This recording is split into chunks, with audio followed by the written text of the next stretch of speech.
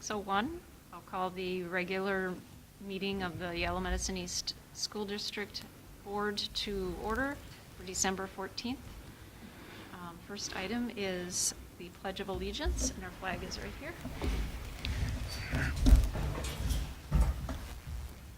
I pledge allegiance to the flag of the United States of America and to the republic for which it stands, one nation, under God, indivisible, with liberty and justice for all.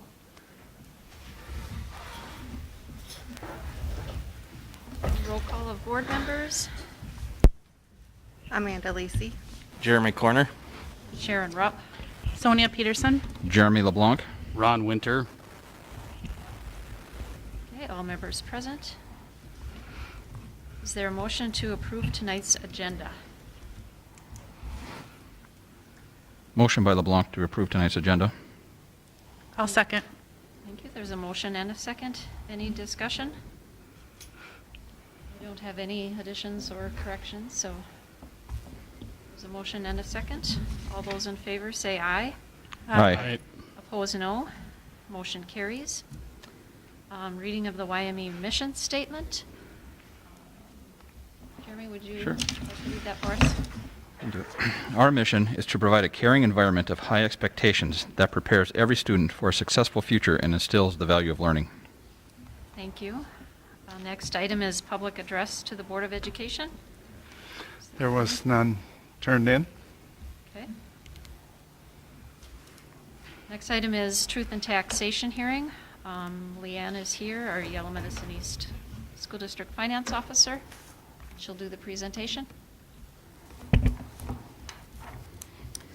Okay, I'll start off by saying that for the public that if there's anybody that's watching off-site, the PowerPoint that I'm going to go through is on the school district website, so if you want to follow along, you can go in and look at that. So we'll start, this is the Yellow Medicine East ISD 2190 Truth and Taxation hearing for the 2020 K 2021 levy.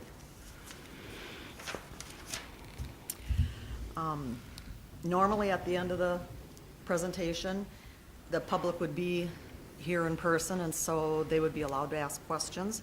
And since the public is not here, my email address is listed there on the first slide, and it's lboshak, that's LBOUSHEK, at isd2190.org. So if you have any questions and you want to send me an email, we'll look at them at the end of the presentation, and just note in the subject line that it's a TNT question. Just a comment on that, for questions on your individual tax statements, you should contact the county Property and Public Service Department where your property is located. Okay, state law requires that schools present information on the current year budget and actual revenue and expenses for the prior year, information on the proposed property tax levy, the percentage change over the prior year, specific purposes and reasons for any increases, and offer the public an opportunity to comment and ask questions. Again, use my email if you have any questions. The school levy versus the budget cycle. Unlike cities and counties, the school district does not set its budgets when setting the tax levy. The property tax levy is, the final levy is set in December, which we will do tonight, and the property taxes are levied on a calendar year basis.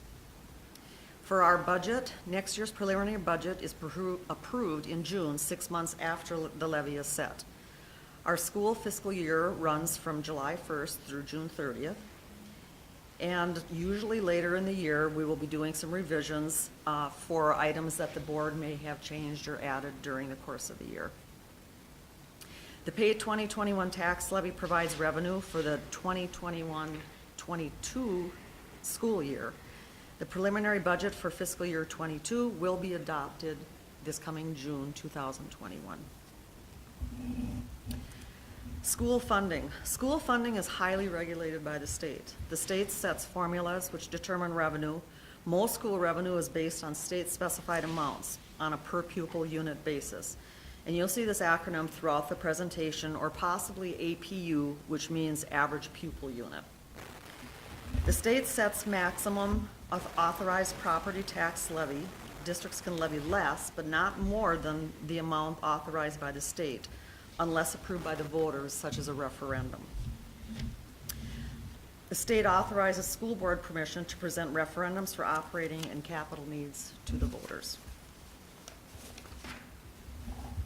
The tax levy budget relationship. Tax levy is based on many state-determined formulas plus voter-approved referendums. Some changes in tax levies are revenue neutral, offset by reductions or increases in state aid, and you'll see some of those later in the presentation. An increase in school taxes does not correlate to an equal increase in the expenditure budget. Because approval of the budget lags behind certification of the tax levy by 6 months, only the current 2021 school year budget information and prior year 2019-20 actual financial results will be presented at this hearing. Budget information. All school district budgets are divided into separate funds based on purposes of revenue as required by law. For our districts, there are 7 active funds: general, food service, community service, debt service fund, custodial, OPEB, which is other post-employment benefits for retirees, and the OPEB debt service fund. And we'll go through a little bit of a description of each one so you are aware of what components make up each fund. The general fund is made up of levy, federal revenue, state, miscellaneous local revenues, and it accounts for most of the daily operating costs. Instructional and maintenance, which includes classroom instruction, extracurricular activities, utilities, supplies, maintenance, transportation operations, and capital expenditures, which is for long-term facility maintenance, safe schools, buildings, and equipment purchases. Food service is self-explanatory, but we receive revenues from the state, federal, and local revenues. There is no levy for food service, and it accounts for school lunches and breakfast programs. In addition, it accounts for snack programs, a la carte, and summer programs. Community service, we receive levy dollars, state and local revenues. It accounts for the lifelong learning programs. The levy is based on the adult population of the district, which in 2010 was 7,006.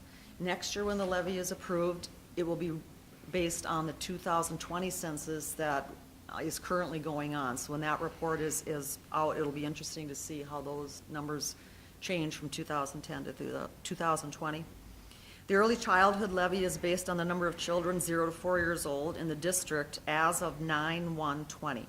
And there were 361 that we had in our district at that time.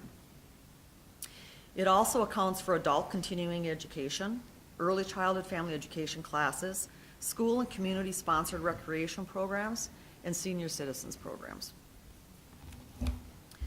Fund 7 is the debt service fund, and there's levy and just a little bit of miscellaneous from there, and then also some dollars from the federal government for some QZAB interest. And this accounts for principal and interest payments on long-term debt, bonds for facilities. Fund 18, custodial fund, that is a new fund for us as of 7/1/19. We used to carry a Fund 9, which was called a trust fund, and the state deleted that fund, and so we were required to transfer the dollars from that fund into Fund 18. It's funds received, held, and expended as directed by outside sources. Usually it's donated funds. Currently, what we have in that fund is some senior citizens fundraisers that are being held and expended. Another thing that might go into that fund if we carried it on our books would be a scholarship fund, but our scholarship program is outside the school district, so we don't carry that within our accounts. Fund 25 is OPEB Revocable Trust Fund. Again, it's other post-employment benefits, and it accounts for resources set aside and held in a revocable trust arrangement for post-employment benefits for retirees. And this is funded with bonds that we sold in 2010. Then Fund 47 is the OPEB Debt Service Fund, and that's the activity to record the levy proceeds and the repayment of the OPEB bonds in this fund. The next slide is a district's enrollment slide, and this is courtesy of Hoffman and Bropes, our auditors. And you can see the FY19 average daily membership, and then through fiscal year 23, and as you can see, it's going down slightly each year. Currently, our grades K through 4 average about 40 per grade level, and our grades 5 through 12 average about 55. So as some of those larger classes go out, and we're taking in about 40 each year, that trend will continue to go down. It probably will stabilize in about 6 or 7 years. The 2019-20 actual revenues and expenditures. The general fund, excuse me, the beginning fund balance was $440,000. This is for the restricted funds, which includes things like capital outlay, the equipment, the long-term facility maintenance, and it went up to $509,000 at the end of the year. The general fund other is basically the unreserved fund balance, and that's the expenditures for that are things like salaries and benefits, transportation, that kind of thing like we saw at the beginning of the presentation. And that increased from 2.2 million to 2.5 million last school year. The food service fund started at about 6,800 and it increased to about 70,000. Community service fund started at 284, excuse me, and went up to about 295. The debt service fund started at 224,000 and remained pretty stable at 227,000. The custodial fund, which is the new fund, again is stable from 48,000 to 48,000. And the OPEB revocable trust fund is 346,000 down to 266,000.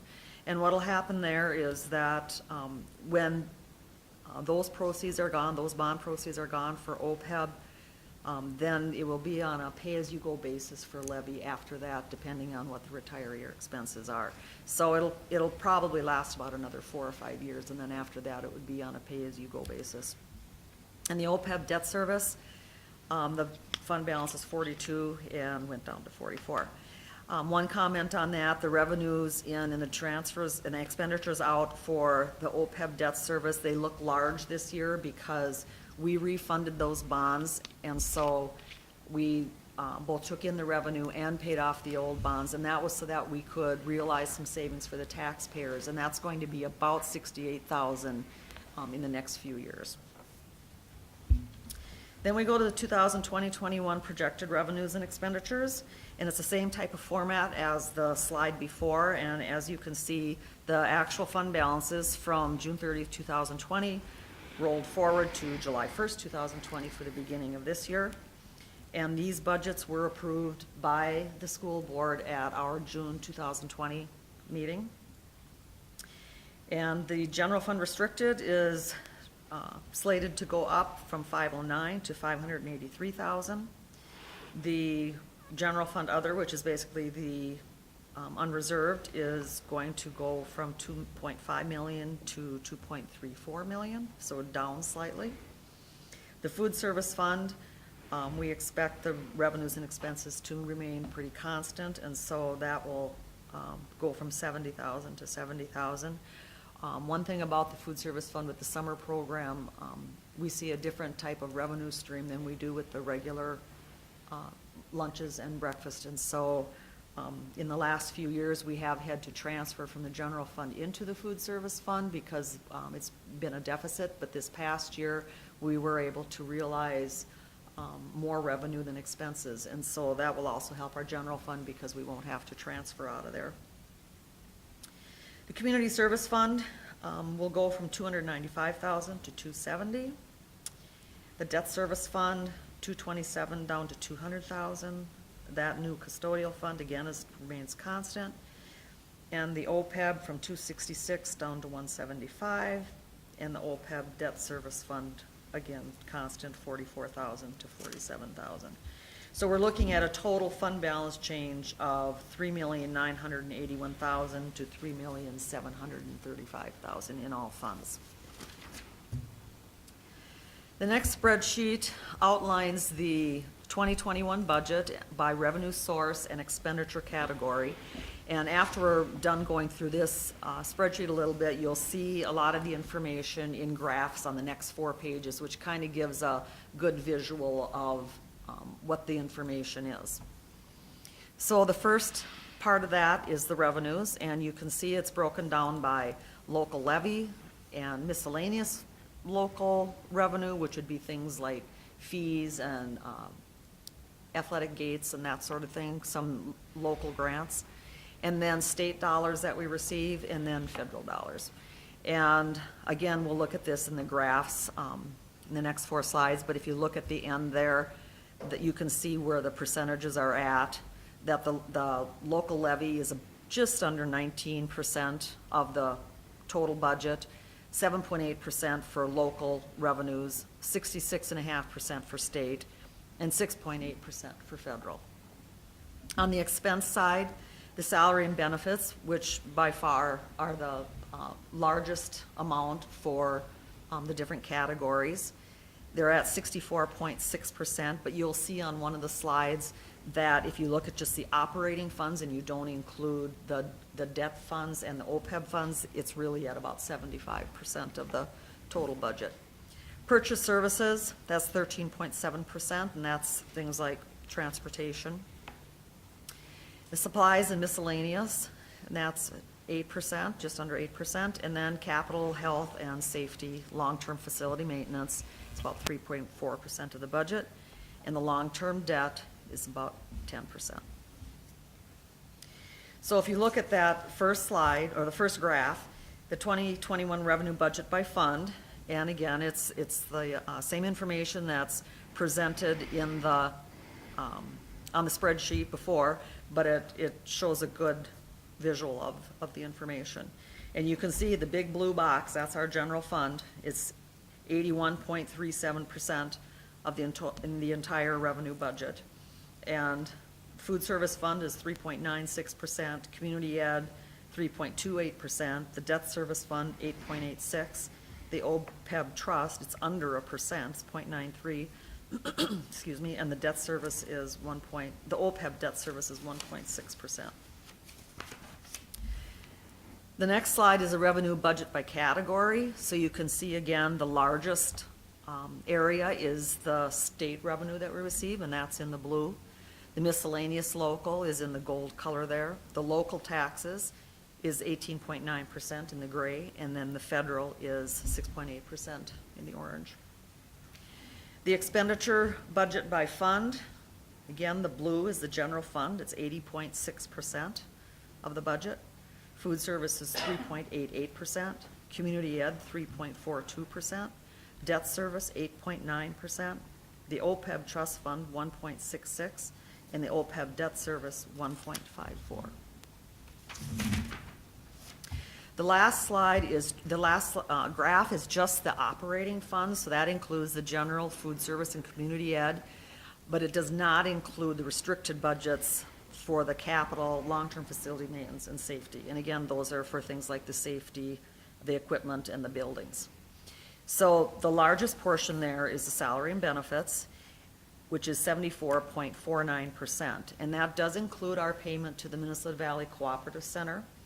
And the MVCC is our special education cooperative, and we pay for a lot of our special education salaries and benefits through them. So even though that's considered a purchase service as far as the budgets go, it's all for salaries and benefits. That's the only thing we pay them for. So that's why it's included in that big blue area. And then the purchase services are at 16.21%, and the supplies and miscellaneous and transfers at 9.3%. Just a little bit about the property tax background. Every owner of taxable property pays property taxes for the various taxing jurisdictions, county, city, or township, school district, and special districts in which the property is located. Each taxing jurisdiction sets its own tax levy, most often based on limits set in state law. Each county sends out bills, collects taxes from the property owners, and distributes funds back to the other taxing jurisdictions. The proposed levy payable in 2021. Went through this like 10 times, you'd think I'd seen that, but the proposed tax levy for a payable 2021 calendar, September 8th, the Minnesota Department of Education prepared and distributed the first draft of the levy limit worksheets. September 14th, our school board approved the proposed levy amounts, and the board approved the maximum allowed. And the reason they do this is because should any of those numbers change between September and December that the state approves, we are able to then make a change on the final levy. As it turns out this year, the number is the same as it was in September, so we haven't made any changes since then. Mid-November, each county mails the proposed property tax statements to all property owners. And December 14th, today, is the public hearing on the proposed levy. And again, we will be asking the board to approve the levy once we're done here with the presentation. One of the things that we ended up with this year for the Pay 2021 taxes was an adjustment for prior years. And what that is, the school board certified the levy for the Pay 2020 taxes at $2,457,383.80 at the December 2019 board meeting.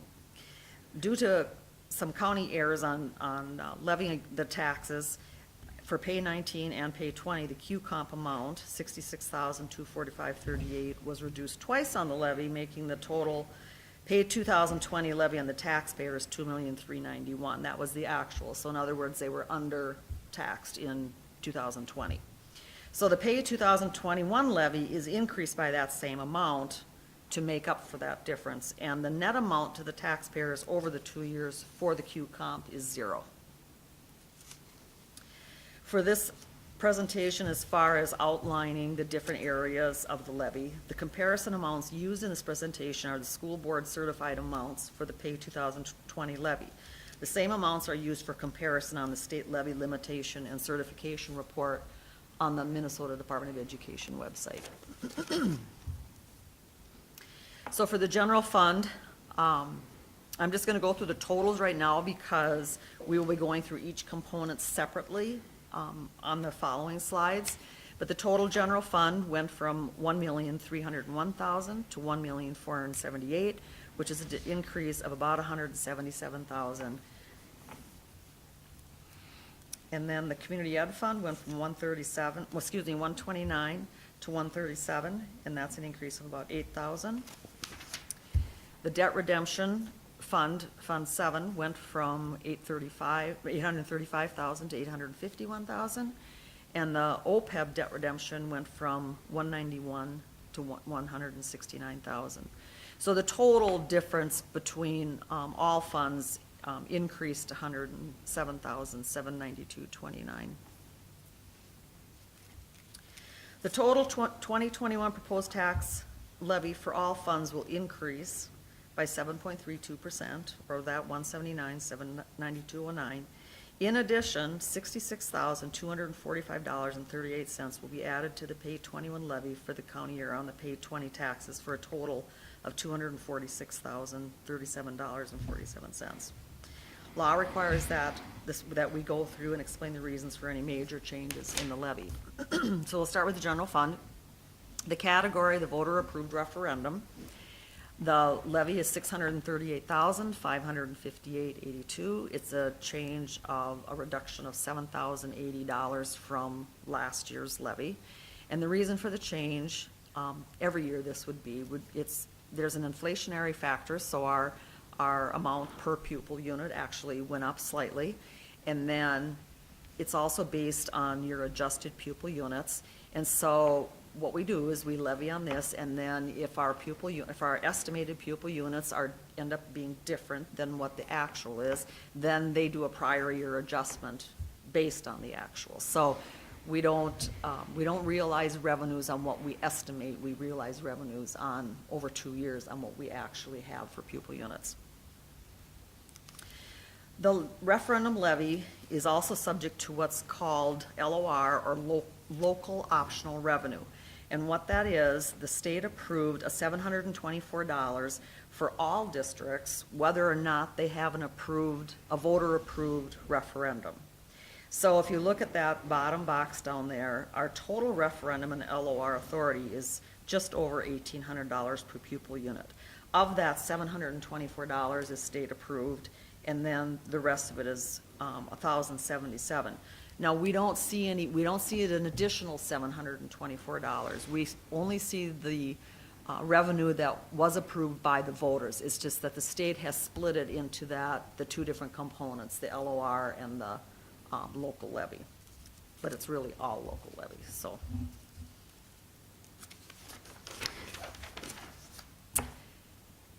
The general fund, we went through the local optional revenue is $386,256. It was a change of about $35,000. And again, it's based on the adjusted pupil units and the prior year adjustments based on actual. Career technical levy, that's for our agriculture, our family and consumer science program, and our industrial tech, is $56,775.08. And that was just an increase of about just under $93.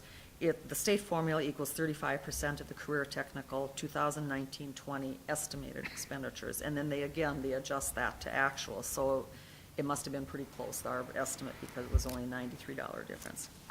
Unemployment, again, we estimate that. And for this levy, it's $20,052.84. It's based on the unemployment estimates for fiscal year '22 plus an adjustment for the actual from the 19-20 school year. So again, over 2 years, we only realize revenue for what we actually spent. Integration and achievement, $29,774. It's up by about $512. The levy portion of that is 30%, and the state share is 70%. And that pretty much remains constant over the years. It has remained constant over the years, too. The leases increased about $15,000 to $33,000. We have 2 leases currently, the KCC, or Kilowatt Community Center, and that levy is adjusted to actual cost annually. We can levy up to $24,000. In all the years that we have had that levy, we have never reached that threshold. And again, they adjust that the following year based on what you actually spent in the previous fiscal year. And then we have a lease levy, which was new a couple years ago for a Title IV special education setting in Montevideo. We collaborate with many other districts for that, and that was an increase of $12,781. Facilities and equipment bond adjustment, it's actually a negative levy in the general fund. It's a reduction to the general fund levy, which is offset by the debt service levy for the 2010 capital facility bonds. So between the two funds, between the debt redemption and the general fund, it's actually revenue neutral to the taxpayers. In other words, they don't pay anything for that. The last payment is in February of 2025. It's 100% levy. It was decreased by about $4,500. And again, you'll see that in the debt redemption that it was offset by that same amount. The operating capital, it's used for buildings and equipment. It's based on the building age and the APU, adjusted pupil unit, and the levy and state aid and prior year adjustments for actual APU. So it's an increase of about $7,800 between the two different funding components. Safe school dollars, $25,400. That's for the security of our buildings. It's 100% levy. It's based on $36 per APU. It's a decrease from last year's levy of about $535, and it's based on the APU and adjustment for actual from previous years. Long-term facility and equipment maintenance, $265,840, and that's used for the maintenance of our buildings. It's $380 per APU for health and safety and deferred maintenance of facilities. The current levy is adjusted by previous year revenue, again, based on actual APU. It decreased $10,977. The community ed levy, the early childhood and family education is $42,629. It's a levy decrease of $28.98. That is based on our September 1st census population of our 0 to 4-year-olds. We get $151.04 per student, plus $3 per student for home visiting. The state aid portion is approximately $13,000. So in addition to the $42,000, we get about $13,000 more in state aid. The swimming pool, it's a levy based on the actual deficit from the previous school year. So in this case, June 30th, 2020. It's levied on the previous ISD 892 or Clarkfield property, and it's an increase of 10,000. And it's based on actual revenues minus expenses from the previous fiscal year. Community education, the general aid, so to speak, for community education is $57,939.62. It's based on the 2010 census, which is 7,006, so there's no change because that didn't change for the last 10 years. And again, next year when the new 2020 census come out, the revenue will change for next year. Next year's levy. The OPEB bonds are $169,409. It's for the other post-employment benefits for retirees, including current employee benefits when they retire. So if we have retirees that go out at the end of this school year or next year, it will include them also. It also pays for retiree implicit expenses in the operating funds. And what that means is that the implicit funds are, because we have retirees on our health insurance, we have to do an actuarial study every other year. And that actuarial study comes up with an amount that basically outlines the amount that what our other funds are paying because we have retirees on our program. And so we are able to transfer some funds in from the OPEB funds to the general and food service and community service funds for that. The alternative facilities bonds, that was for the project that we did back in 2010 and 2011.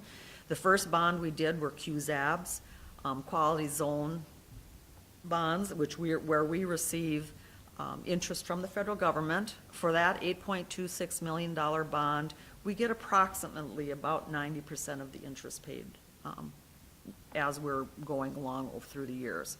And the last year for that will be the payable 2025. Then in addition to that, we had a $730,000 bond in 2014 for the alternative facilities, which were not QZABs, those are just regular bonds, and so the district does pay both the principal and interest for those. And the increase between those two was $9,777. The capital facilities bonds, again, that had to do with the project, and if you remember back when we, in the general fund, with that $207,192.30, this is the offset for that. And so, again, we receive 100% interest on this particular bond from the federal government, and it's offset again by the decrease to the general fund. And the increase then was $4,551. We have a reduction to the maximum levy allowed that our board has chose not to do, and that's for the Alternative Teacher Compensation Program, or QComp. So included in the maximum levy for taxes paid in 2021 is $65,578.42 for QComp. This is 35% of the total calculated revenue and will not be included in the final amount, thereby reducing the levy against the taxpayers. The remaining 65% revenue is received in state aid. The total amount is $260 per pupil unit from the October 1 pupil count from the previous year. $169 of that is state aid, and $91 would be levy if we chose to do that, but we don't. So the next is slide is the totals of all funds. Again, the grand total levy is $2,637,175.89. The pay 20 final was $2,457,383.80. For that difference of $179,792.09, up, and actually 7.32%. So the next slide is shows the category. Voter approved referendum is $638,558.62. Other is $1,998,617.27. And so $2,637,175.89. There are many factors that can cause a change in taxes from one year to another. Changes in values of the individual property, changes in the total value of all property in the district, and the increases or decreases in levy amounts caused by changes in state funding formulas, local needs and costs, voter-approved referendums, student numbers, and other factors. And the next slide is just the resolution that the board will be approving with that total amount. And looking for any questions, if there are any. I'm going to just take a minute, check my email to see if there are any from the public from outside the building.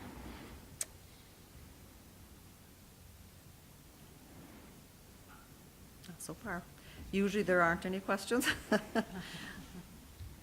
at least when people are here, so I don't foresee. Again, just to reiterate that if you have questions on your individual taxes, you should, contact your county, because they can help you with questions on assessment or those kinds of things, so. Any board members have questions for Leanne? And no questions from the public? Okay. Okay. Well, thank you very much. So our next item is to approve the certification of the 2020 payable 2021 levy. So is there a motion to approve that resolution? Thank you. There's a motion. Is there a second? Amanda Lisi was second. Thank you. There's a motion and a second. Any discussion? Okay. Hearing none. All those in favor say aye. Oh, I'm sorry. Resolution. Roll call vote. Amanda Lisi, yes. Jeremy Corner, yes. Sharon Rupp, yes. Sonia Peterson, yes. Jeremy LeBlanc, yes. Ron Winter, yes. Motion carries. Next item is consent agenda. Is there a motion to approve tonight's consent agenda?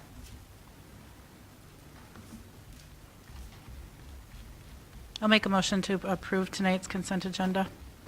There's a motion. Is there a second? I'll second. There's a motion and a second. Any discussion? Hearing none. All those in favor say aye. Aye. Opposed, no. Motion carries. We're up to item number 10. We're on our agenda for reports. First up is our distance learning update with Stacy Hins, our distance learning coordinator. I think she's going to do this electronically, being we don't have to vote on it. We can do that. So let's hop into that. And it works best if we all put on our headphones. Otherwise, we're going to have a mess here trying to listen to it.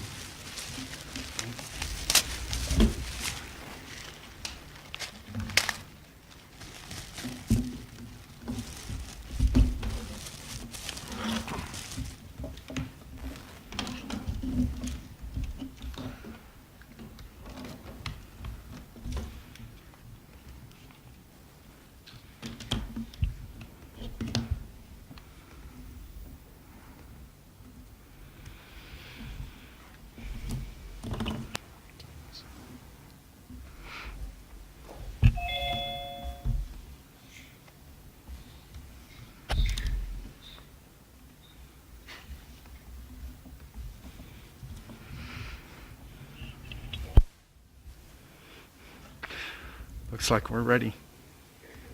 Hello, there's a familiar face. Richard, can you give me a thumbs up? Make sure you can.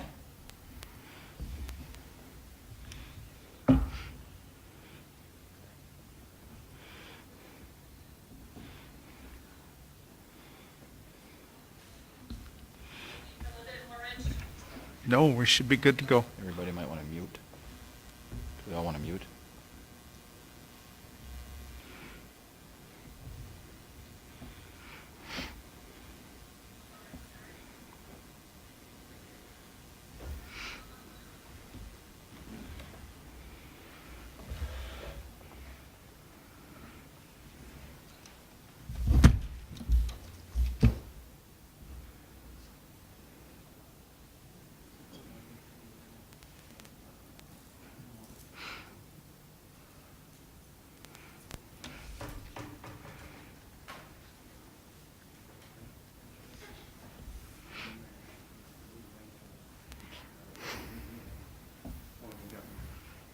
Did you get it, Ron? I'm coming.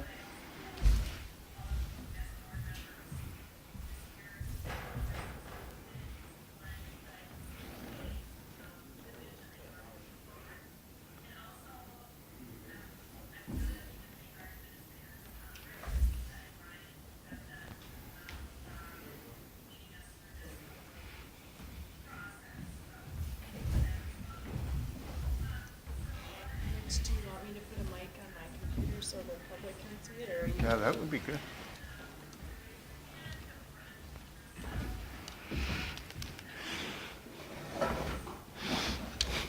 I'm gonna share my screen right now.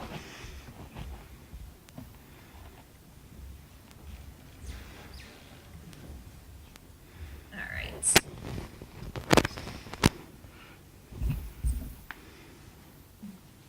Do you want me to keep going?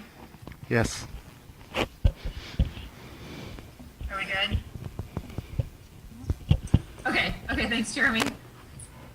I feel like I'm getting a lot of feedback, but that's okay.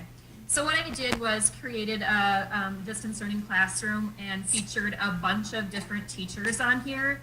And on the first page, we have, I know you don't have tons of time tonight. And so when and if you ever have time, you can go ahead and click on all these amazing teachers we have. And it was hard for me to,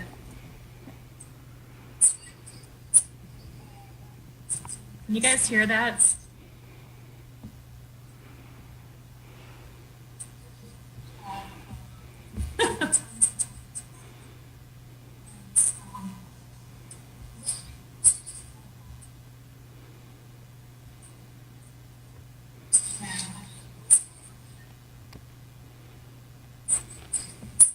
Okay, I'm gonna just see if we're live now. Just keep going, everybody. Okay. I hear a lot of feedback. All right, so over on the left, we have Mrs. Jan with music and Mrs. Herdeman with 5th grade. The preschool in the middle is Ashley Cole. We have Sherry Schneider in kindergarten, Becky Lyseth in 2nd grade, and Mrs. Gray in Phi-Ed, and then good old me in distance learning. And then on the last page of this classroom, I have included middle school and high school teachers, which would be Mr. Jans, Mr. Suter, Mrs. Eisfeld, Mr. Schulte, and Mr. DeLeek in Spanish. So and I would love to feature them all and get as much time as Leanne got for truth and taxation, but I don't. So that's why I've invited Sherry and Tammy. So I'm going to turn it over to Sherry to talk. And Sherry, would you like me to open up your classroom? Sure. Okay.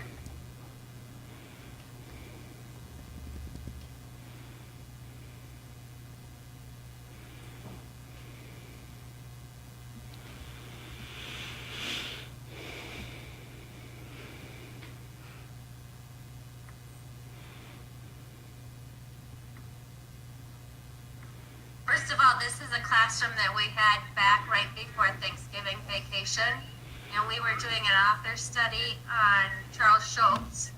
So we brought in a bunch of read aloud stories for them to listen to distantly, and then we did some together during story time during the week.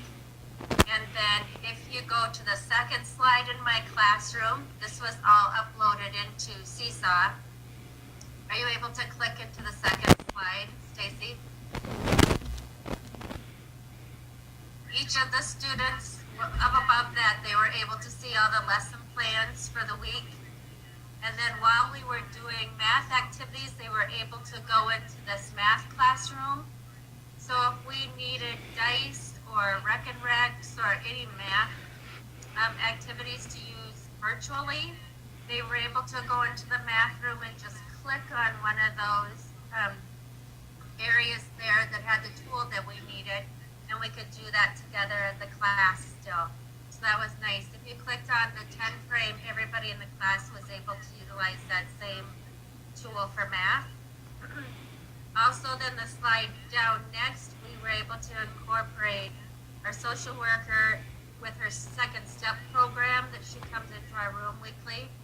So she shows up on the screen up in the black area, and she's able to deliver her lesson to our class through this video. There she is. And then she has music and different things that go along with her lesson, and that is downloaded into the little boom box by my feet there. So so they're able to listen to the music as a class. And then when she references books about the lessons she's teaching, those are uplinked over in the little book area. So we're still able to get each piece of her lesson, and even though we're doing this all virtually.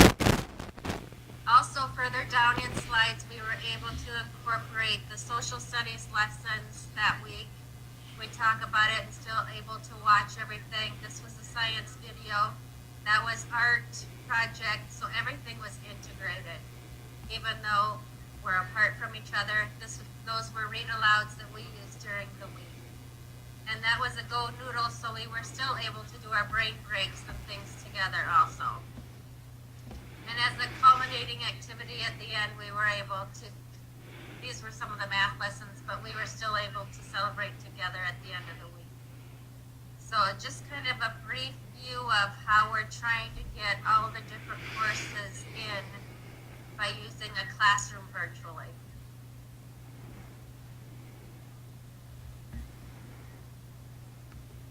Any questions about the classroom?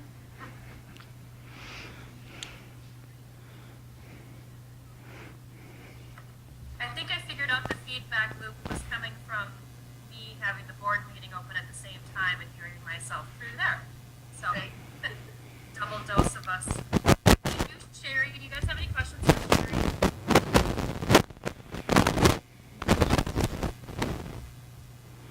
She has been an amazing educator, Rainey. I know Lisa would say this too, but you give her a little nugget, she turns it into this huge pile of gold for kids. So that's been really nice. So go ahead, Tammy, do you have? I will share your classroom, Tammy.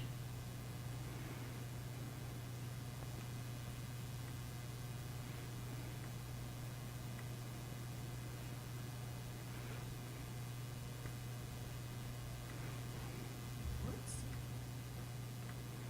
Whoa. There we go.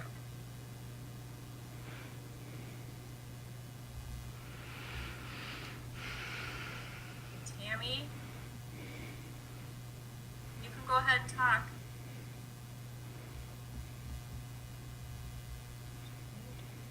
One second. I'm gonna make I'm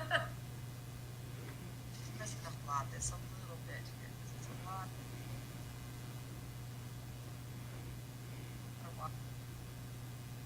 Water saving here. See how that kind of lifts that color up? I gotta be careful when I do that. All right, so I'm gonna have a tree branch. I'm gonna start with a big long line. And this is gonna go from the top all the way through my painting and down to here. Now it's gonna get wider because the tree trunk is wider.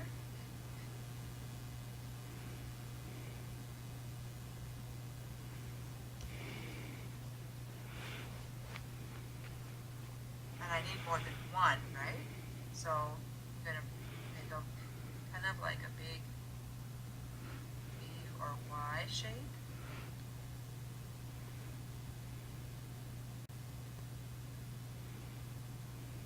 Just remember when you're making your branches, and you do that, they have to be. Anyway, so what I'm doing is I make.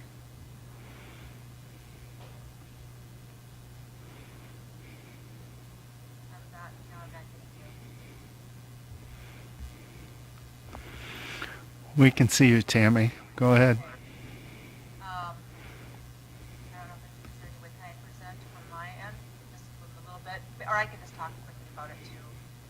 So the bigger thing for my students is to, do demonstrations, show them how to do that. We talk about it live during our regular Zoom classes, but me telling them once and getting a chance to actually work on it at home, or if they weren't there that particular class, they can go back and watch a video on it. And so what I've been using is a couple of combinations of things. First, I had to get the equipment that would work better. First, I had a little gizmo that just hooked up to my desk, and then that would shake so bad. Anytime I would move my desk, then it would get this shake, and that drove me kind of crazy. And the kids didn't say anything about it, but it it wasn't a good setup. So now I have a better arm, and so I can really, if I want to do a large demonstration, I can put it all the way up to the ceiling. I can really show a large area off, and it's really a nice solid stand. And then I use a program. Most of the time I just use my cell phone, and I'll use Canvas Pro, and it's free for teachers. And then I can take that and I can put all kinds of like word vocab, or do like, here's the list of supplies you need, here's alternative supplies if you don't have that, send little reminders, things like that, and then break it apart into different segments of the assignment for them. And then if I want to really kind of polish it up, then I'll take that and put it in the Adobe program, and like you could do it a Premiere Video, but I do this Adobe Rush because it's a quicker version. It's more for social media, and then I can just take my one little video that I made that had the little templates, and then make it look a little more polished, add music, fade it out, make the words zoom in or zoom out that kids like. So I've been really working on trying to make better videos, because there are so many videos out there, but kids want to see their teacher do that. They don't want to see somebody else do it because it's different, or it might not be exactly the same. And then it's funny because the younger the kids are, the more they will watch it several times, and then if I come back the next day and skip a step, they will tell me I skipped. Well, you didn't tape it down. You have to tape it down. And it's like, well, I thought I was just going to rush through that part, but no, you have to stop and redo that. Now we're trying something origami right now, and that is a bit of a challenge, trying to get them to fold paper in a direction that you want it to go. So I told them we'll only do first 2 steps today, and then we're going to learn a little bit about the history of origami and that kind of thing, and move forward. But then they can come back and they can watch the videos and things like that once I get them uploaded onto the site. And we'll do it tonight and that kind of thing. So, and then I don't try to keep too much on there for them either, or they get lost in the where is it at. So I try to keep things up in front to them, whatever we're working on, because otherwise, if it's too far bad in the feed, they won't look for it. So, if that makes sense, or questions, but.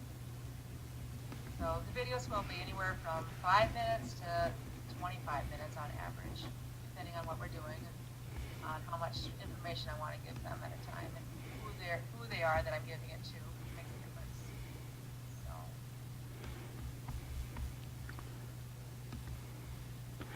I think it's important to note, too, that, what we're seeing is different ways of doing both synchronous and asynchronous learning here.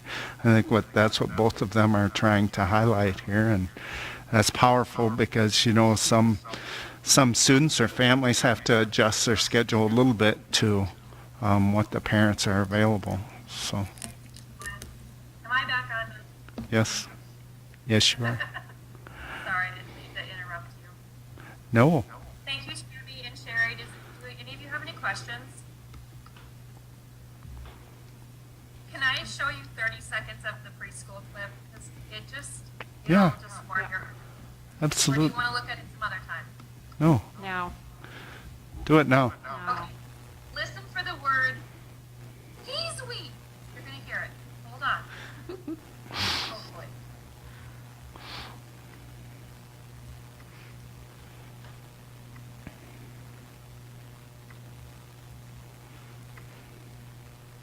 I hope you hear it.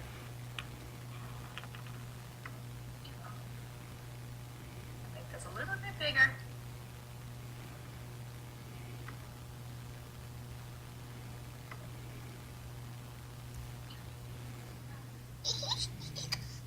Hi. Hi, Mason. Hi, Paisley. Paisley. I mean, that just. It's great to see how they greet each other. That's awesome. Okay. That's so. Get back to the Zoom.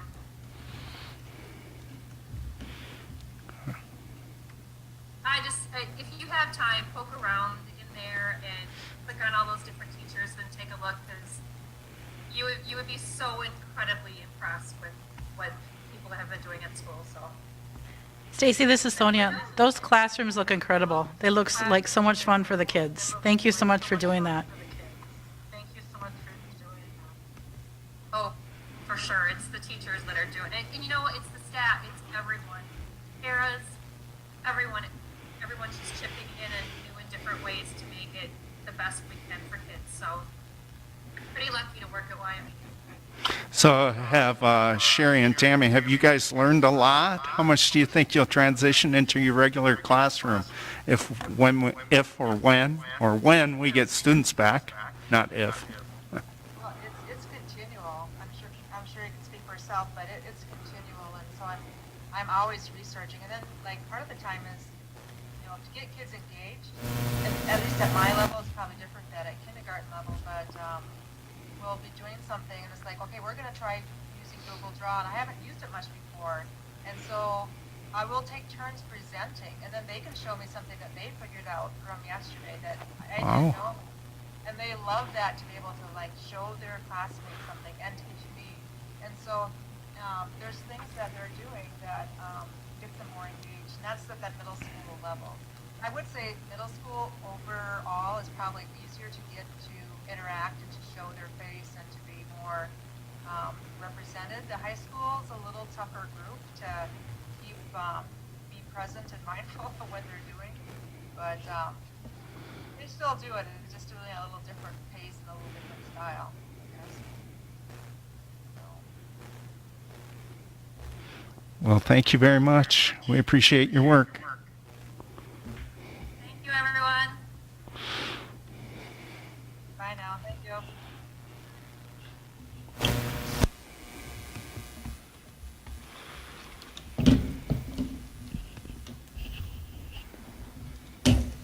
Okay, that was very neat. If I was a child and got to watch that, I think that would be quite entertaining for me, too. That was super cool. And I'm sure if we think of questions, I'm sure they'll be able to answer. Yeah, We reach out. and Stacy just does a good job. She's there if you have questions or you folks have ideas on what, you know, maybe you're hearing some parent feedback of something, you know. Stacy and, of course, the principals, they're pretty responsive to that. We need to adjust, and we're doing good. Yeah. Okay. So next up is middle school, high school board report. Mr. Left.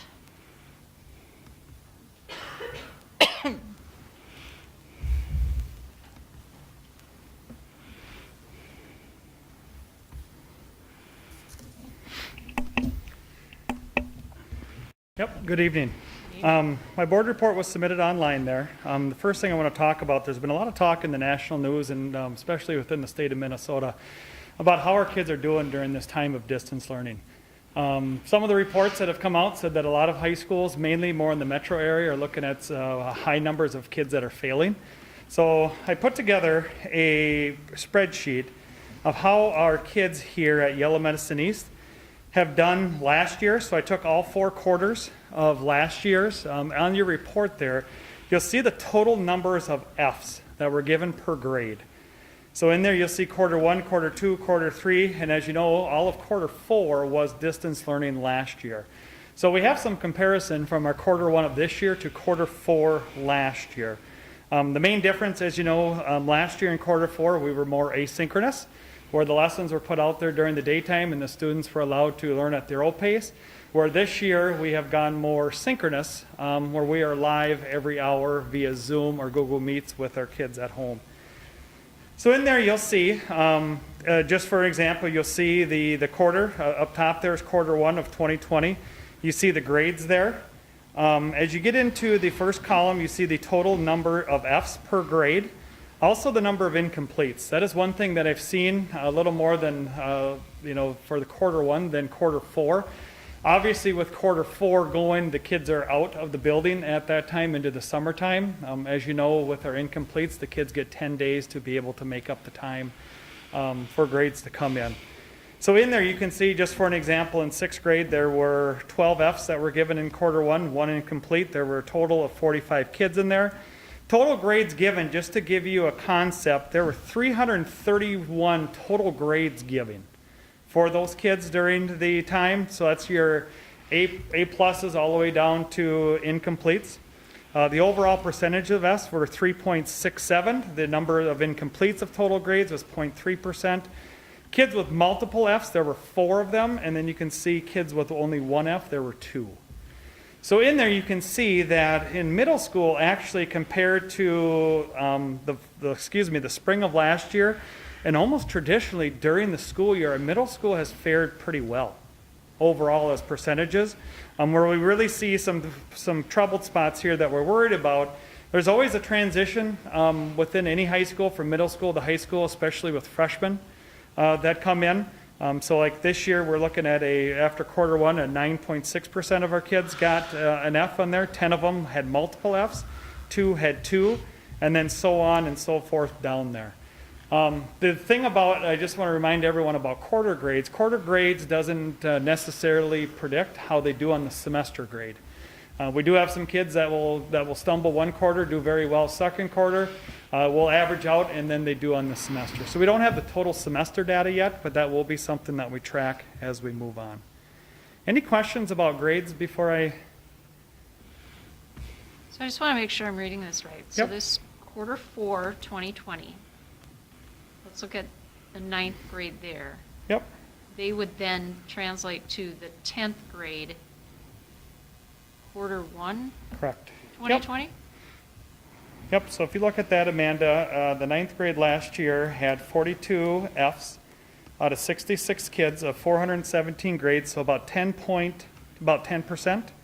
Yep. So coming into this year as 10th graders, there were 65 total students of 469 total grades for about 9% of the overall. So yeah, there would be a progression from fourth quarter into this year, so.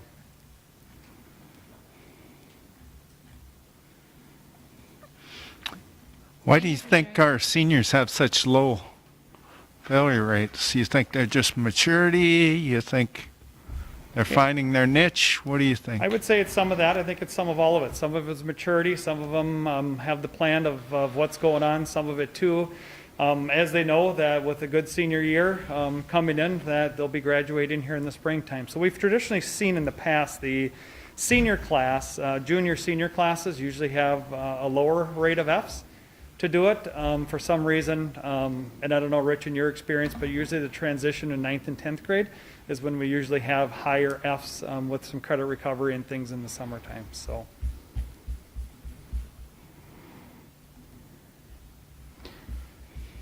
Can you bring this back again at semester? Yeah. That'd be awesome. Yep, like I said, I will be able to pull probably, if I think about it, second semester of last year. Hopefully, we only have about the same number of days in distance learning, but obviously, we'll calculate the number of days total distance learning. Also, as you know, too, with potentially us bringing back kids in, you're looking last year, the third quarter of the high school, they would have roughly been in for 45 days, in person in 45 days. Calculating towards the end of, in looking forward in January, if everything goes as is with the A-B schedule, our high school will only be roughly in the building about 17 to 18 times. So that is another factor that we have into it, where our kids are in person versus, but yeah, I will be more than happy to bring that back. Probably, it'll have to be in the February meeting because our grading will be after the January meeting, so, yep. Another piece of data that'd be interesting to have is there a certain subject or area where there's more of these concentrated than others? Yep, Maybe I can look into that too. Okay.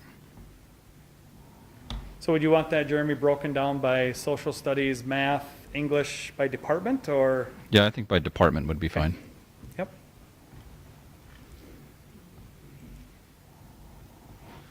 I too have heard some of those scary numbers from other schools in the state. Yeah, and like I said, the given an F at any time, and I mean, as you look at this, 3% in my mind is too much. But like I said, is this year coming forward, we have some things in place. You know, with it, distance learning, we think overall we're a little better, but once again, it still comes down to the fact is, you know, it's higher than we would like it to be, there's no doubt about it. So moving on, I reported into October that we were going to give some college and career assessments in December here. We were looking at some Fridays.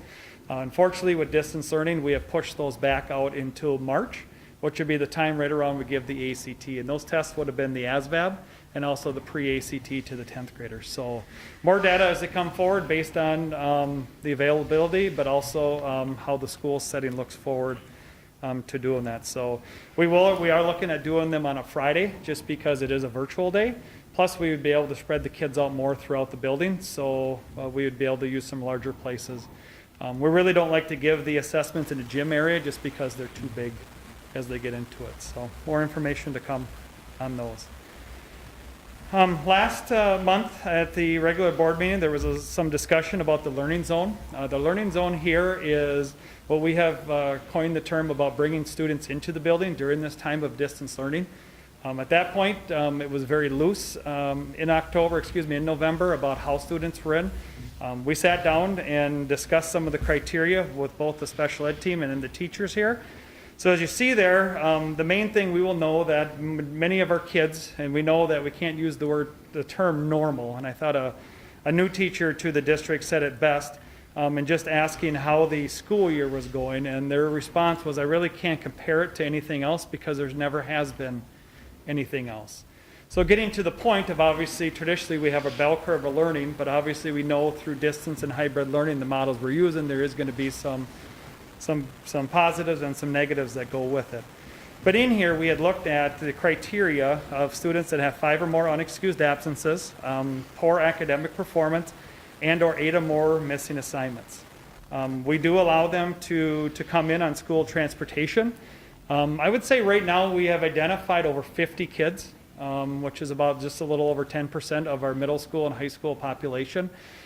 Right now in here, like for an example, we've been averaging with all of our students here right around 15 kids total a day.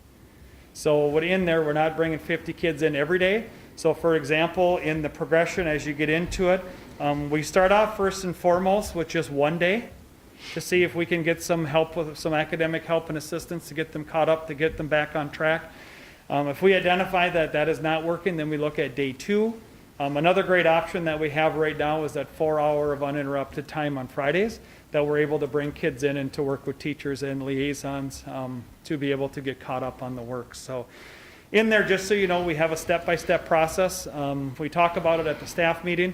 Our staff has been outstanding. They know who's in the building, if they're able to get some extra help during that time to get caught up on work. So there's a decision tree up top, and then also on the bottom, the decision tree for our special education students. So like I said, we've been averaging about 15 kids total a day to come in, and that would be Monday through Friday.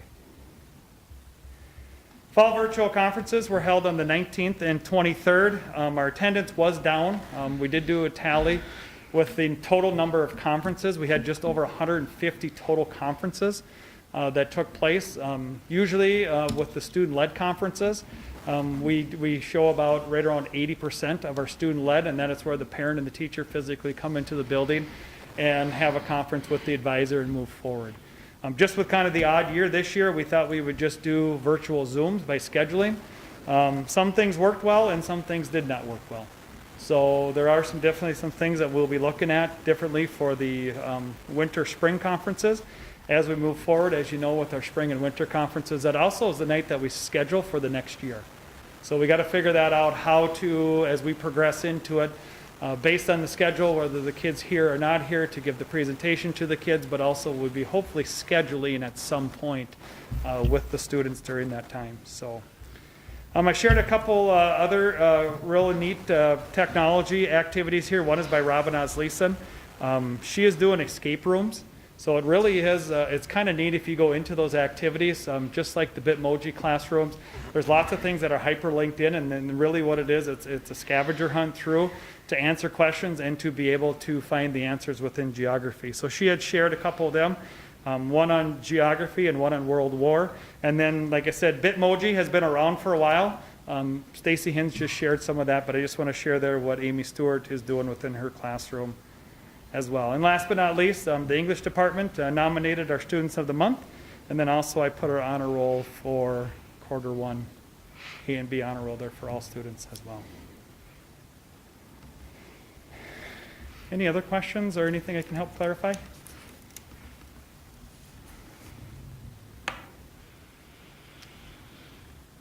Any questions? Alrighty, Hearing thank you. none. Thank you very much. Yep. Next up is Burt Rainey Elementary report with Mrs. Hanson.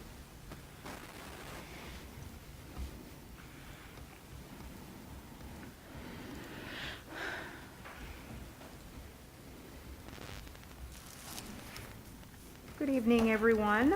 Good evening. I want to start out with a ECFE update. Typically, during a regular school year, we would be able to offer a variety of on-site ECFE classes for our parents and our children ages 0 to 5. However, due to COVID, we have not been able to do that this year. With that in mind, staff members brainstormed lots of ways that we could reach and connect with our families, and I brought an example with tonight. Angie Jans and some other staff members have put together, this one has been open, but it's called Gift from Wyoming ECFE. And in this, there is every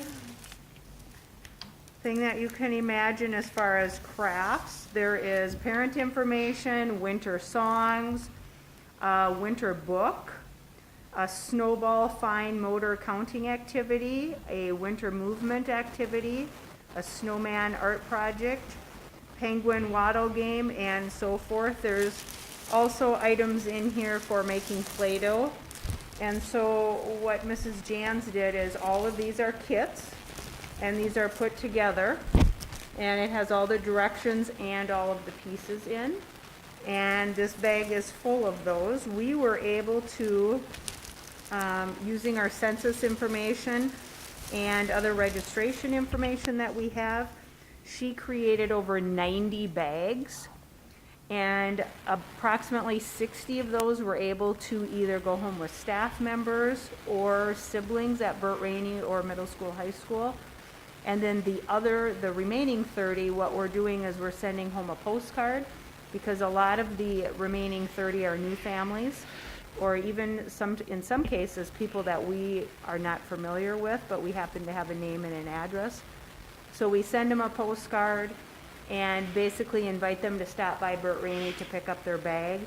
That serves a number of points. Number one, it lets us reach out to the families, but it also tells us if their address is correct, because then that postcard would be returned to us, and that helps us keep our census and our in-house information up to date.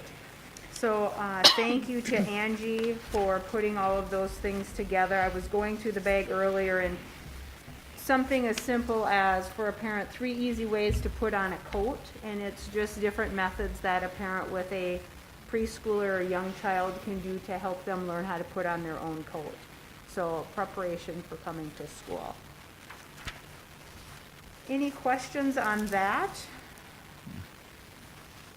All right, just a couple things on our learning model update. I know we spoke about that at length last week. One of the things that we were able to do is we put together at-home supplies for K-1, and they were organized and sent home with all of our K-1 students.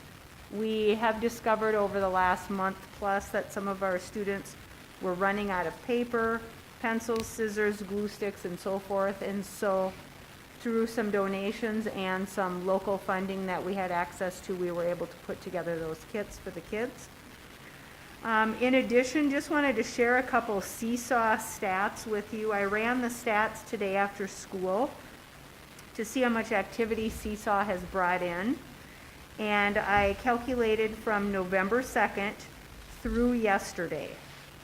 We had 21,182 posts that were added. 8,572 comments were made on student work. 3,732 likes of student work, and a very important number was 11,881 visits by family members. The program has definitely been an incredible addition for us to use during distance learning.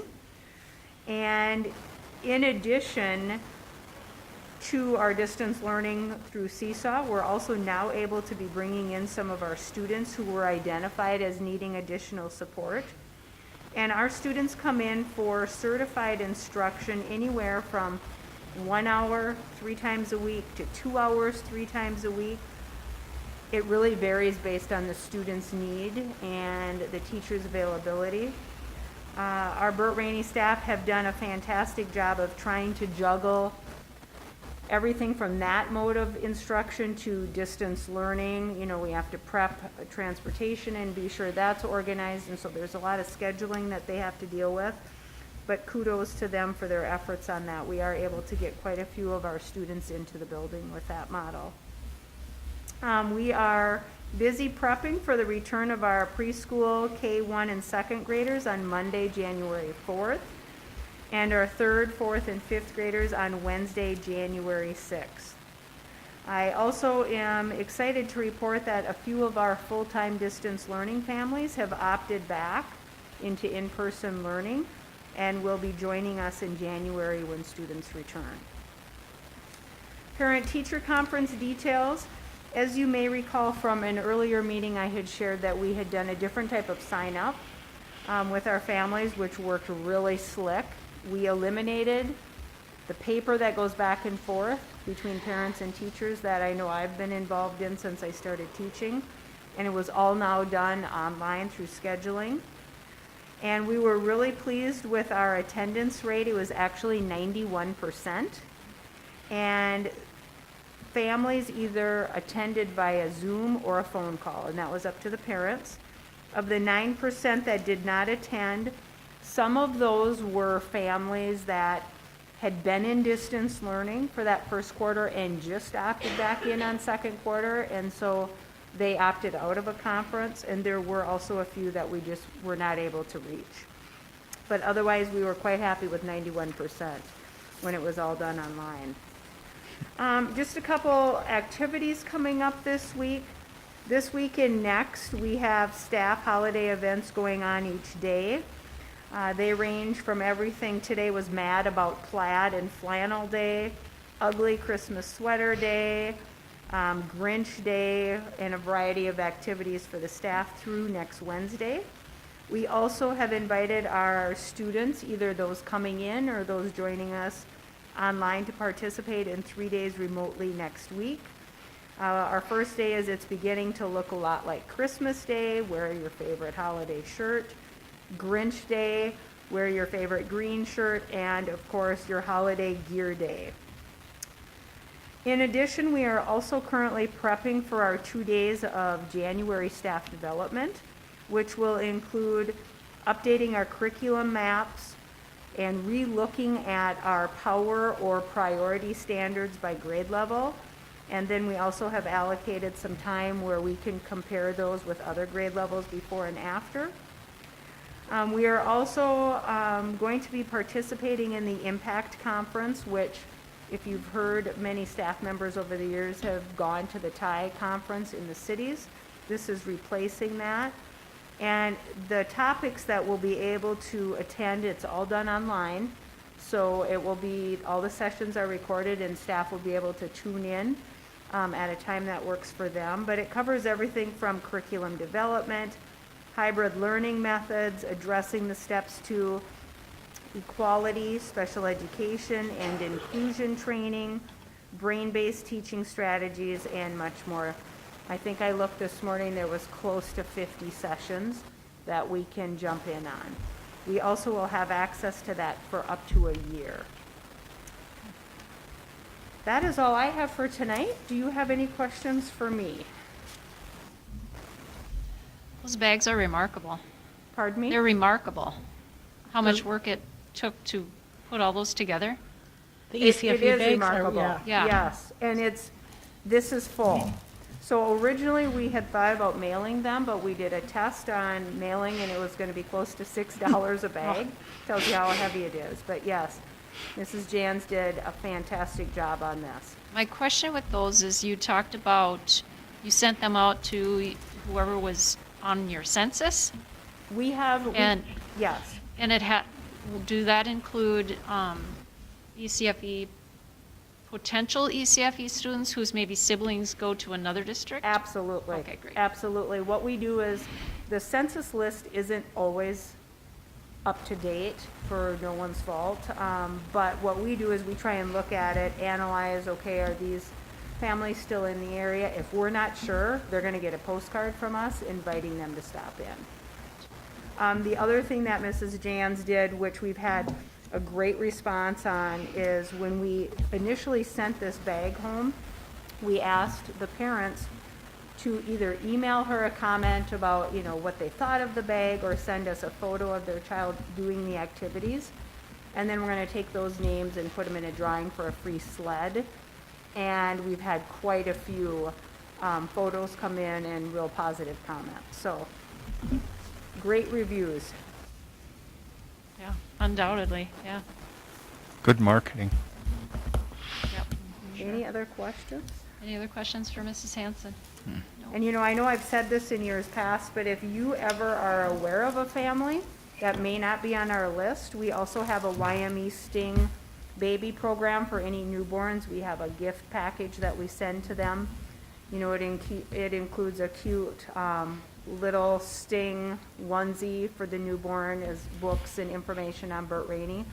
But if you ever are aware of a family that's moved into the area and may not know about us, please let me know and we will reach out to them. All right, thank you. One very important question. So on your wish list, you have crayons? Yes. Any size of box in particular? First of all, we're not gonna be picky, but the best size is the size 16 crayons. Okay. Okay, I won't bring you a box of 4. well, Okay. we would take 8, we would take 64. Okay. All right, thank you. Thank you. Okay, next up is our district report with Mr. Schneider. Okay, so I shared my report with you, but the first thing is to talk a little bit about COVID-related benefits. As you can imagine, and you're probably hearing on the national news, a lot of these benefits are set to sunset on December 31st. We have not heard that they will be replaced, so a lot of the Families First Coronavirus Relief Act is going to expire, like the 10 days of free paid leave and stuff like that. So Tara and I will continue to keep an eye on it. If anything changes, unfortunately, it's impossible for us to communicate everything with our staff because that's what I'm most worried about. It'll have to be on a case-by-case basis, and the learning curve to revert back to some of the old rules is going to be steep again for us. So we're hoping everybody's patient with us. Return to sport protocol, and I think Tim alluded to some of this on Wednesday night too. So just Cassie, Tim and I met on Friday via Zoom, and we kind of talked about it, and we thought it would be very difficult to reach back and do too much by reaching back. So we're at this point, this is kind of what we're planning. It would have effect from 11/20 on, and that was the date that activities were paused, if you recall, that due to the executive order. It can be waived by parents by signing a waiver form. We understand that. You know, for example, I believe now a lot of the dance athletes are participating in activities, so maybe parents are comfortable with that, and so we can get them a waiver. This is not meant at all to be punitive. It's meant to be informative. It's one of those things that was strongly recommended by the Minnesota State High School League. So we kind of want to follow it. I'm thinking what we're doing here is going to end up being pretty popular in most districts. I'll be frank with you. Some superintendents aren't even aware it exists. Some athletic directors aren't even aware it exists. We're not doing this to try and keep people out. We're trying to make sure people are informed. And what it does is it sets up a 7-day gradual return to play based upon some health complications that are there. The documents are put out by the Minnesota State High School League except for the waiver form. And as you're probably aware, waiver form is just what it is. You're waiving that process, and we understand parents may want to do that if they feel differently than following that. Go ahead. So, Rich, I just have a quick question here. So is this something that you want the parents to be signing this waiver before the child is allowed back into sports? Correct. Yep, that's what we would want, just so they're informed. So all people that are all athletes, or just the ones that tested positive for COVID? Just the ones that test positive for COVID. So what we'll do is we'll do a good job of communicating between Cassie and the athletic department, and the athletic department will manage this, because Cassie doesn't have access to all those rosters. And Right. So and before the first day of practice begins? that would be a good idea. Yep. Okay. We'll keep working on it, and I'm sorry, the documents I probably didn't get uploaded for you, even though it says that there. I will get those out to you folks. All right? So So are you planning on sending like an email out to parents to make them aware of this, that this waiver will be coming and everything? Okay. yeah, and at the start, we'll try and be as proactive as possible. Okay. You know, and I'm hoping everybody will look at this as, hey, we're just trying to do our due diligence to keep you informed. We're not trying to keep kiddos out of practice. That's not our intent. Exactly. It's just simply a safety issue. So, Thank you. questions about that? All right, new quarantine guidelines. I put this on here, and Cassie had sent something to me on Friday morning, and you know, some days I get busy and don't get all my emails read. So Cassie, you want to kind of come give us an update on that? I linked her document, so the red, if you haven't caught on to how I kind of do things, that's something I updated today. That wasn't on there on Friday, even though I uploaded it in today. So go ahead, Cassie. Thank you for coming. So basically, some of you have probably seen it in the media, or if you had a chance to read what Mr. Schneider put out there. The CDC has put out some new options for reducing quarantine. Now, I think Mr. Schneider mentioned this on Monday, or not Monday, on Wednesday, that the science of COVID has not changed. We know that 14-day incubation period, it is best to stay home for that 14 days. Now, these options for reducing quarantine are based on behavioral science. We know that that 14-day quarantine can cause some undue stress and burdens to the families, you know, mentally, sometimes physically, certainly financially.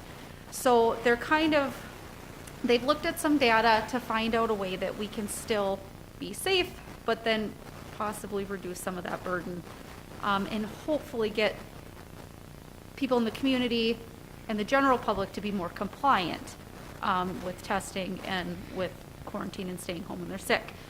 The CDC and MDH still maintain that 14-day quarantine period is best, but they have given schools the option of if we want to offer this shortened quarantine period. What that looks like is that if someone has a one-time exposure, which that term in general really gets complicated because the way they define that is if there's a beginning and an end to the exposure. So they would consider an exposure at school, even if you spend all day with somebody, they would consider that a one-time exposure, even if, say, it was say Johnny tests positive for COVID and he has been in school 3 of his infectious days, and we have someone that was exposed to him every day. They still consider that a one-time exposure, which is how this gets a little complicated. Now, this would not apply to a household exposure because there really isn't a beginning or an end to that. You're all in the same space before you even know you're infectious, so that group is kind of excluded from this. Now, how this works is that if you fit that criteria of one-time exposure, you don't have any symptoms, you have the option of either taking a 10-day quarantine or getting tested at day 5 from your exposure or later, and if you test negative, having the option of ending your quarantine at day 7. As I think was mentioned a little bit last week, that test has to be a PCR test. I don't want to get too complicated, but there's 2 different types of tests. There's a PCR test, which is a molecular test, and then there's an antigen test, which basically looks for like proteins on the surface of the virus. Now, it was asked last week if the saliva test is a PCR test, and it is. Prior to coming here tonight, I've been doing some research, and there's the potential that the rapid test that Upper Sioux offers actually may be a molecular test. I'm working with Dan DeSmet and also MDH to clarify that, but that would be a bit of a game changer for us. Now, we have to remember that if we would end that quarantine early, that doesn't stop the risk. I mean, you still can be in that incubation period, and you still could be positive or show symptoms after that time. So it requires a lot of monitoring in that, whether it's 7 days more beyond that or 4 days. It gets a little bit complicated in there, which is things that we're working out. I think some big holdups in the public health community and in the school community is that they're really holding strong to when you come out of that quarantine, you need to be wearing a mask, you need to stay 6 feet away, you need to avoid crowds. Well, we could potentially be putting kids out into settings where they can't do that. So we're kind of looking at how does that work, and do we just hope it goes well? And then right now, some other things that just kind of make it a little challenging for us to figure out is, how do we monitor this? How do we screen those, staff members and kids when they come into us early out of a quarantine? Say my child comes out of quarantine early and comes to school. I think they're fine at home. They come to school and they're coughing or they have a little bit of a runny nose. The state says we need to send them back home, and then they need to finish out their quarantine and should get tested again. So there's a lot of things that we need to work out. For those of you that know me, I like to have a pretty hard, fast plan before we just jump into things. So that's something that we're working on. I think Mr. Scheider mentioned that one thing that this could be a benefit to us is with staffing. We could potentially get our staff back quicker in the building, and I think that that's, the risk to benefit ratio is pretty good there. Our staff can self-monitor. It doesn't require as much on our end to monitor them during that extended period of time as it would with students. So I think that's kind of where we're looking at starting to phase this in, is kind of work it through with our staff and then hopefully get to the point where we know how to handle this with our students. One concern that I have is that this came down really quickly from the CDC and from MDH, and they really like to throw it out there, they kind of reel it back in and maybe change things. So Countryside Public Health has advised to kind of stick with the decision tree until they have some time to update that, which is kind of like our Bible of what when you can come to school, when you can't, how long you need to be out. None of that has been updated. None of our template letters that we send out when we contact trace, all of that we're still waiting on. So I don't know if you have any questions. I kind of jumped around a The little smoothest bit. transition is for us to wait until January, and what we're really hoping for is for Countryside Public Health and the Department of Health to give us better guidance. Yep. That decision tree, I'm not great at it, but when I have to do it, I rely solely upon that because I've not read every document. I've only been to 2 health nurse or school nurse meetings. One was this last week because I wanted to find out more about this. But it's challenging. The biggest benefit in my mind is what we could do for our staff. So that is the one thing that really limits our ability to do some in-person stuff. Questions for Cassie? Thank you. Good luck, Yes. Cassie. Thank you, Cassie. literacy program. So next month, Lisa was going to present this month, but I thought we had enough on our agenda. So next month she will put it together, or she will present on our literacy program and how that's progressing throughout the year. We did hear good news from the Janet and Kurt Olson Foundation today. We received $20,000, and these are the items that I requested from them. $3,000 for book sets. Those are, Lisa, that's 2 books that go home with each elementary kiddo, correct?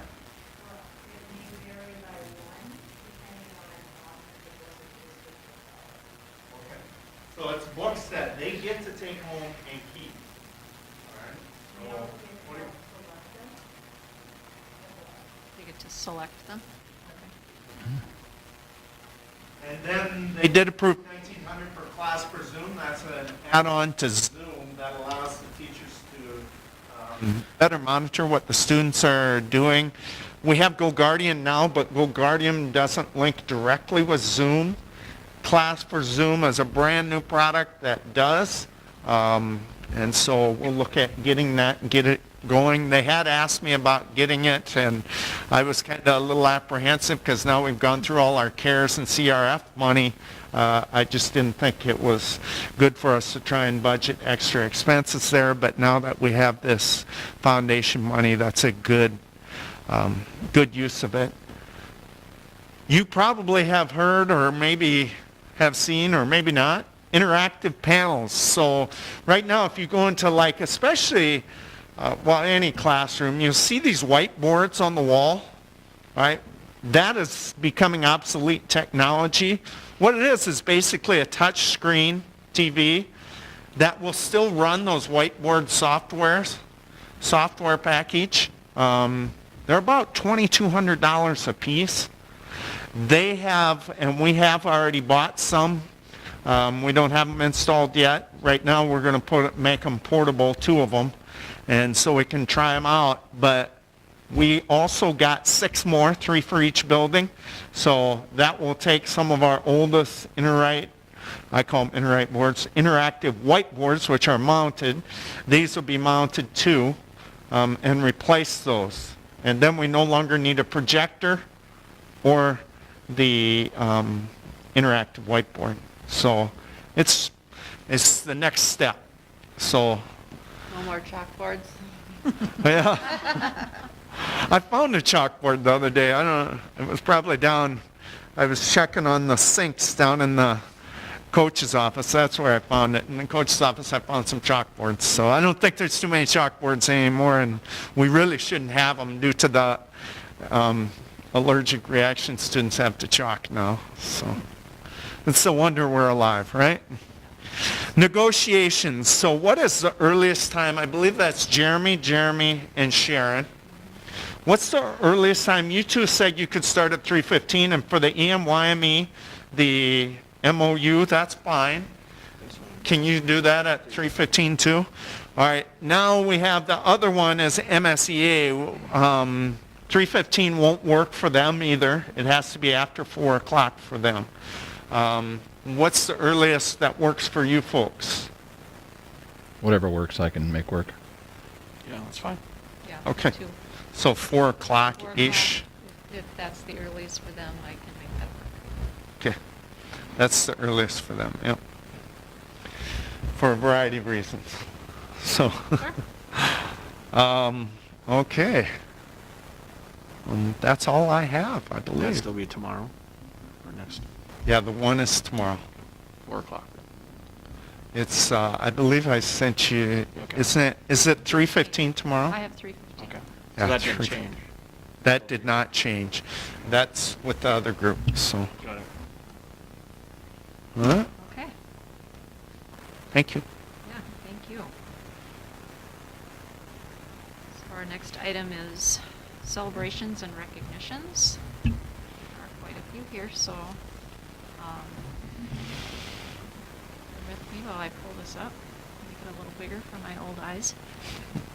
So from Burt Rainey Elementary, thank you to Melissa Jimenez for supporting students and families with translation and going above and beyond with creative ways to help make their days better. Thank you to Nicole Kotek for going above and beyond as our BRE administrative assistant. Nicole is kind, happy, caring, and is always willing to help us at BRE. Every day, she is a shining star. Thank you for all you do, Nicole. Thank you to Heather Richter Kling for supporting teachers who have been quarantined by prepping materials, for all the laughs, and for always knowing how to step in and help. Thank you to Stacy Hins for making staff feel so comfortable in asking questions about technology. If Stacy doesn't have the answer, she will figure it out and get back to us with support. Thank you to Bernadette Karstensen for always being willing to step in and help with distance work preparation and Zooms. Thank you to Tricia Rosenoff for always being willing to help wherever she can. She goes on Zooms to do small groups with students and is always willing to help assemble distance learning materials. Thank you also to Tricia for all the extra things she does, like helping the desk fairy and checking in on the kids. Thank you to Casey Finken for always making sure the chocolate treat dish is full for the workers at Sting Care with an assortment of chocolates. You are such a blessing to all of us. From the middle school, high school, Andrea Lewison, we'd like to thank Andrea for her hard work and dedication to the students and staff of the Hive. She always is willing to help in any way that she can to make things run efficiently and smoothly. Middle school elective teachers, Ben Lisi, Tammy Eisfeld, Daryl Ruffsland, Chuck Thode, Logan DeBleek, and Paul Herneman for adapting their hands-on curriculum into a full distance learning mode during the transition to the new HEX. This huge task does not go unnoticed by the students and your colleagues. And for the music department, the art of singing and playing music over the internet has been a challenge, to say the least. We should thank Kristen Castiglione and Cade Davidson for all your hard work and creativity during this recent time of distance learning. As many of you have seen on social media, both teachers and students are working together to share their talents in lieu of not being able to hold traditional concerts.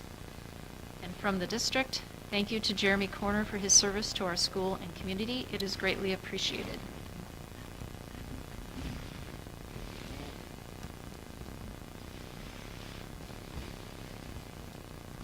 Back to my agenda. Next item is committee reports.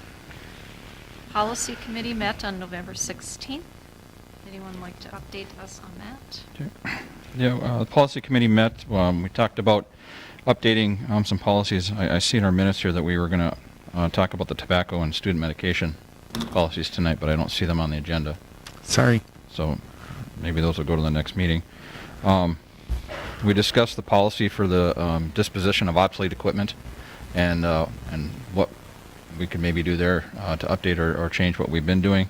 One of them was to talk about what to do with obsolete electronics, and also possibly using some auction sites to attract more interest in some of the more material goods, if you want to call them that. Does that make sense, Rich? Yeah. Desks, pickup trucks, whatever else we might have, so that we could attract more interest on getting better prices for that. We talked about setting the fixed asset limit or the capital asset threshold to $3,000. And then we talked about adding a policy 701 or 700, which I believe talks about budgeting expenses. We don't have that policy right now, so we're reviewing whether we should have that policy in the future. It's one of MSBA's legal policies they recommend, but we're researching if that's required.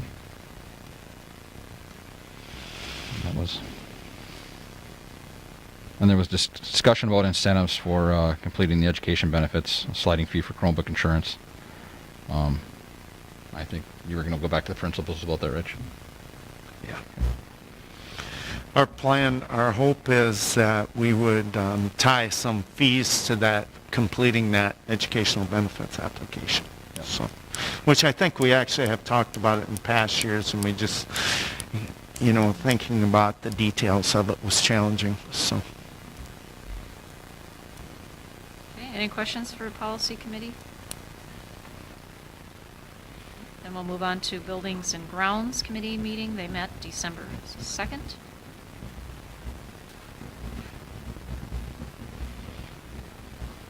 Would a member like to update the rest of us on that? Well, we actually, we had another meeting today. Specifically about the school. From Buildings and Grounds, our biggest focus, of course, has been what's it going to take to get our building back to the condition it was prior to the storm. Unfortunately, we have not made a lot of progress since previous meetings with the insurance company. Today, of course, we had another call with the insurance company. Ron was on, Matt Lukanen, Superintendent Schneider. We did feel like we finally got somewhere with the insurance company, maybe a little more of a plan to move forward.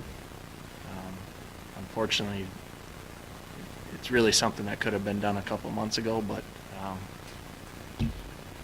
it's unfortunate. But it sounds like we're getting a plan in place to move forward. And part of it is just we need some feedback from SiteLogix and see what they can do for us, and then kind of decide from there.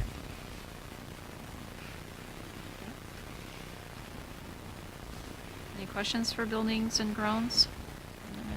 Did you guys have any talk about fiscal year 21 capital outlay or long-term facilities maintenance? No, we haven't. Where's the principals are going to submit something? Okay. Or you mean for this year's? No, fiscal year 21, next year's. Okay. Yeah, we haven't worked on it yet. We'll have to start on that if that's what you're... Yeah, well, I saw it was in your minutes here, so I was wondering if anyone was talked about that. The main focus is what do we got to do to get this building back. Okay. And really, it's been a lot of poking and prodding to get the insurance company to kind of go off dead center. Okay. Thank you for that report. Next is Finance Committee.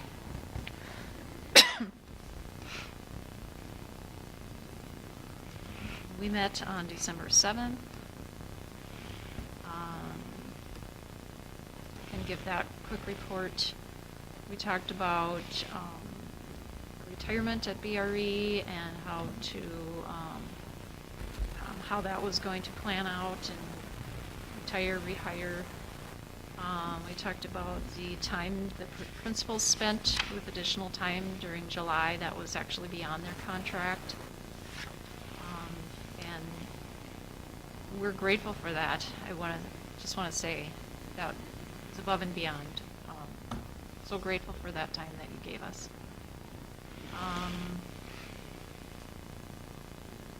Talked about budgeting for our tech supplies, Chromebook insurance premiums, and how that was going to be spent. Am I saying that right? Yeah. I think we decided that it was going to be tech-related and for educational purposes. We went through the GEARS funds, how that is being spent, the coronavirus relief fund, and where that money is going. We did also talk about City of Granite Falls gave us CARES money, Chippewa County gave us CARES money, and then also the Kurt and Jeanette Olson funds. We talked about that, so I'm glad to know that we actually did get those approved. And then the SiteLogix contract, we also touched on that. Any questions? Anything you want to add, Jeremy or Sonia? On We talked about next year's budget deficit some too, and currently it's a very preliminary number, and I think Leanne can comment on how preliminary it is. But right now we're in the neighborhood of about $505,000 projected to deficit spend based on lower compensatory aid being received, student enrollment down, and some other expenses that have come about. So I think we're looking at, that's part of what the agreement or the letter memorandum is, to try to see if there's any retirements that might be coming up that we could maybe plan for with staffing and those types of things. And then hoping that there may be some more money from Washington could come to help us out as well. So I think right now we're kind of in a hope for a better day pattern right now. Is that a good way to put it? So Yeah. We aren't as bad as some districts, you know, we were pretty frugal in our spending.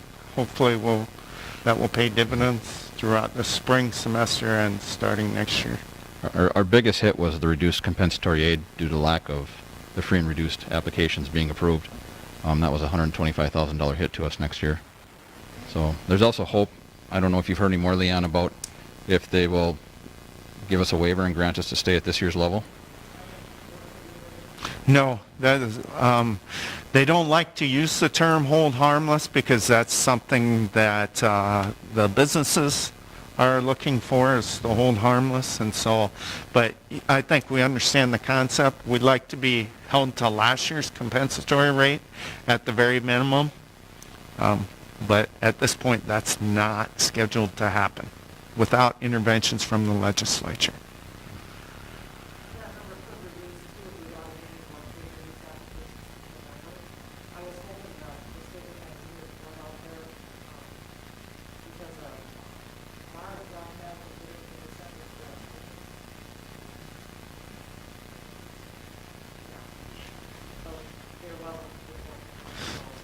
So we have 2 days.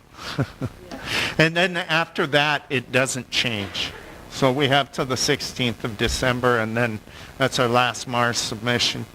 That will impact it. We have other MARS submissions, but it won't impact our compensatory aid. Compensatory aid, if you recall, is like title and those items.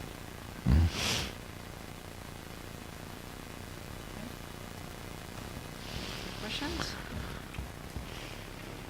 Okay. Next item are new business, our personnel items. We have 2 new hires that we will need to approve. To approve the employment of middle school, high school attendance secretary and integration coordinator, Leah Schuler, and the approval of employment for long-term substitute preschool teacher, Larissa Kockelman. So is there a, do we take these together? Can we take these? Yeah, you sure can. Okay. So is there a motion to approve the employment of Leah Schuler and Larissa Kockelman? Amanda Lisa will make that motion. There's a motion. Is there a second? Second by LeBlanc. There's a motion and a second. Any discussion? Hearing none, all those in favor say aye. Aye. Opposed, no. Motion carries. No leave requests or resignations. Next item is approval of construction methods class agreement with Fagan Inc.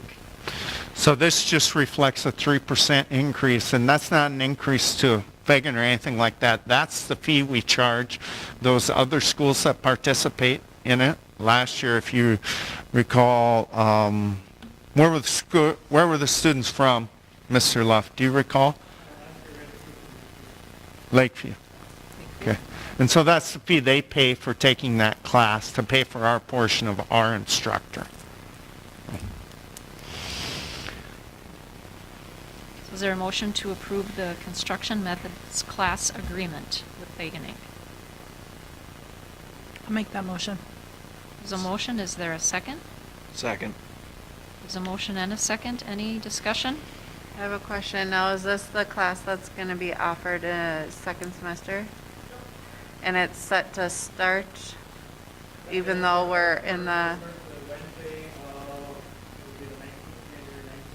Okay.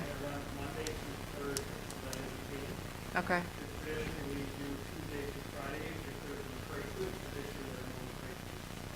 Okay. And it'll go on even though we're in what we're in? Or doing what we're doing with like distant learning hybrid? If we're in hybrid mode and that type of stuff, yeah, we will be out there. Machine shop is more than enough area into it. Okay. With distance learning, then Daryl takes over at that point, just because there's not students there, Mhm. just as he would in the fourth quarter last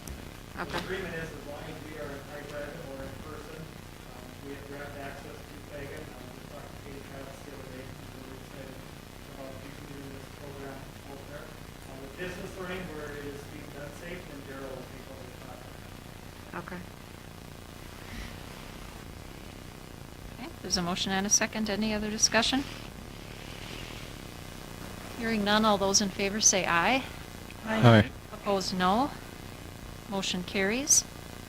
Next item is approval of design build services agreement with SiteLogic. So, we did meet with them today, so, and Matt, you want to come up here so that when you speak, everybody can hear you? So I will I think I'll let you guys kind of go with what you thought today and kind of explain what we got done with our 2 hours of meeting. Well, an hour and 54 minutes. So the meeting you're talking about is with EMC and there was two. Perfection Property So Restoration. there's two people from EMC, Yep. and then there was another company that they are recommending. that- Yes, they are what was it, preferred vendor? Yes. Was Okay. it preferred vendor? Preferred by EMC. Yep. Thank you for coming back. Not a problem. So how did it go today? Well, they've kind of the insurance company kind of took a step back from their adjuster's verbiage and what he was saying with Matt on, and with our agent on. Our policy that the school holds is a replacement cost coverage. So they have to cover the cost to replace what is damaged, and down to a keyboard, down to anything, that was damaged in that storm. So the starting point is what Precision Restoration gave them a quote on. They can't, that's the bottom line, not the top. That's the bottom line. So they'll cut us a check for that amount, and that's our starting money. Once we go over that, then we have to submit invoices, or we have to have prior approval before something is done to make sure that that's covered. It's like doing a change order, but you got to make sure the change order is done before the work is done. So there's $2 million there to do this project. They've allocated $2 million for this project. It's just they're not going to release it all without invoicing. They'll release the 1.2. Then we have operating capital to pay the subs up until that point, but then we need invoicing all the way along. But to go over that, to get those draws, we have to prove the invoicing. Is the 2 million inclusive of the restoration work we did just to get the building to open up, or is that additional to it?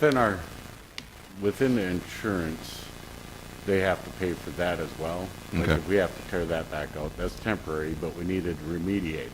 So that's in addition to the 2 million? Yeah. Okay. And they also have to cover any, like, if we wanted to bring everybody back to school and wanted to rent a place so we could do this, they'd have to cover that. No? So we wanted to see if we could rent a Lutheran church. The insurance company would have to cover the rental cost. Or the KCC. And if we signed an agreement with SiteLogic, they would have to cover that as well. They would have to cover that as well. The problem that they have with SiteLogic versus Precision Restoration is the construction management portion of it. They just don't understand that Precision Restoration has all their operating fees within, even if they do subcontract out, and then they have blatantly under their profit and overhead percentage that they have on it. Site Logic has their set fee, 11.5%, but they subcontract everything. So from the subcontractors, that's where, you know, whatever the subcontractor is going to make as profit and overhead, they're going to make that, and Site Logic is above that. So as long as our quotes come in lower than what Site Logic has anticipated, we should be covered. One thing that I kind of took away from the meeting and some of my notes was that we kind of knew it all along, but Perfect Restoration is not apples to apples with what Site Logic has given us. Site Logic went kind of above Perfect Restoration and what they had used as a scope, and included things that may or may not have to be replaced. And so from the insurance company standpoint, they look at it and go, well, unless we know that it has to be replaced, they don't even really want to talk about it. They just say, here's your money. And so that's kind of, I took it as that's where Perfect Restoration had come in and said, okay, here's all your line items to replace what's there that we know of. The unknowns weren't really accounted for. Yeah, in their proposal, they're not, but their insurance Exactly. company still has to pay for it.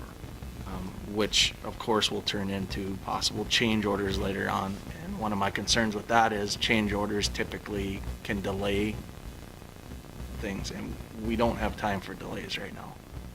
So my preference on the call was that we move forward with the Site Logics, and they have the extras built in there. If we don't need them, we don't need them. But if we end up using them, then we don't have to deal with the potential delays of talking about change orders or what did it really cost, or kind of fighting with the insurance company. You know, one item that's been back and forth was the subfloors underneath the gymnasium, on the wood floors. They had not, Perfect Restoration had not included that because it's not been confirmed that those are bad yet. But the insurance company did say that when we tear up those floors, if it is a bad subfloor, they would cover that.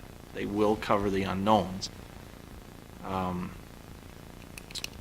Another thing that we got out of them is all our requested payments have been made, finally. They did say that was a delay that shouldn't have happened. You know, In our agreement, our insurance agreement as well, they have 5 days. The insurance company has 5 days.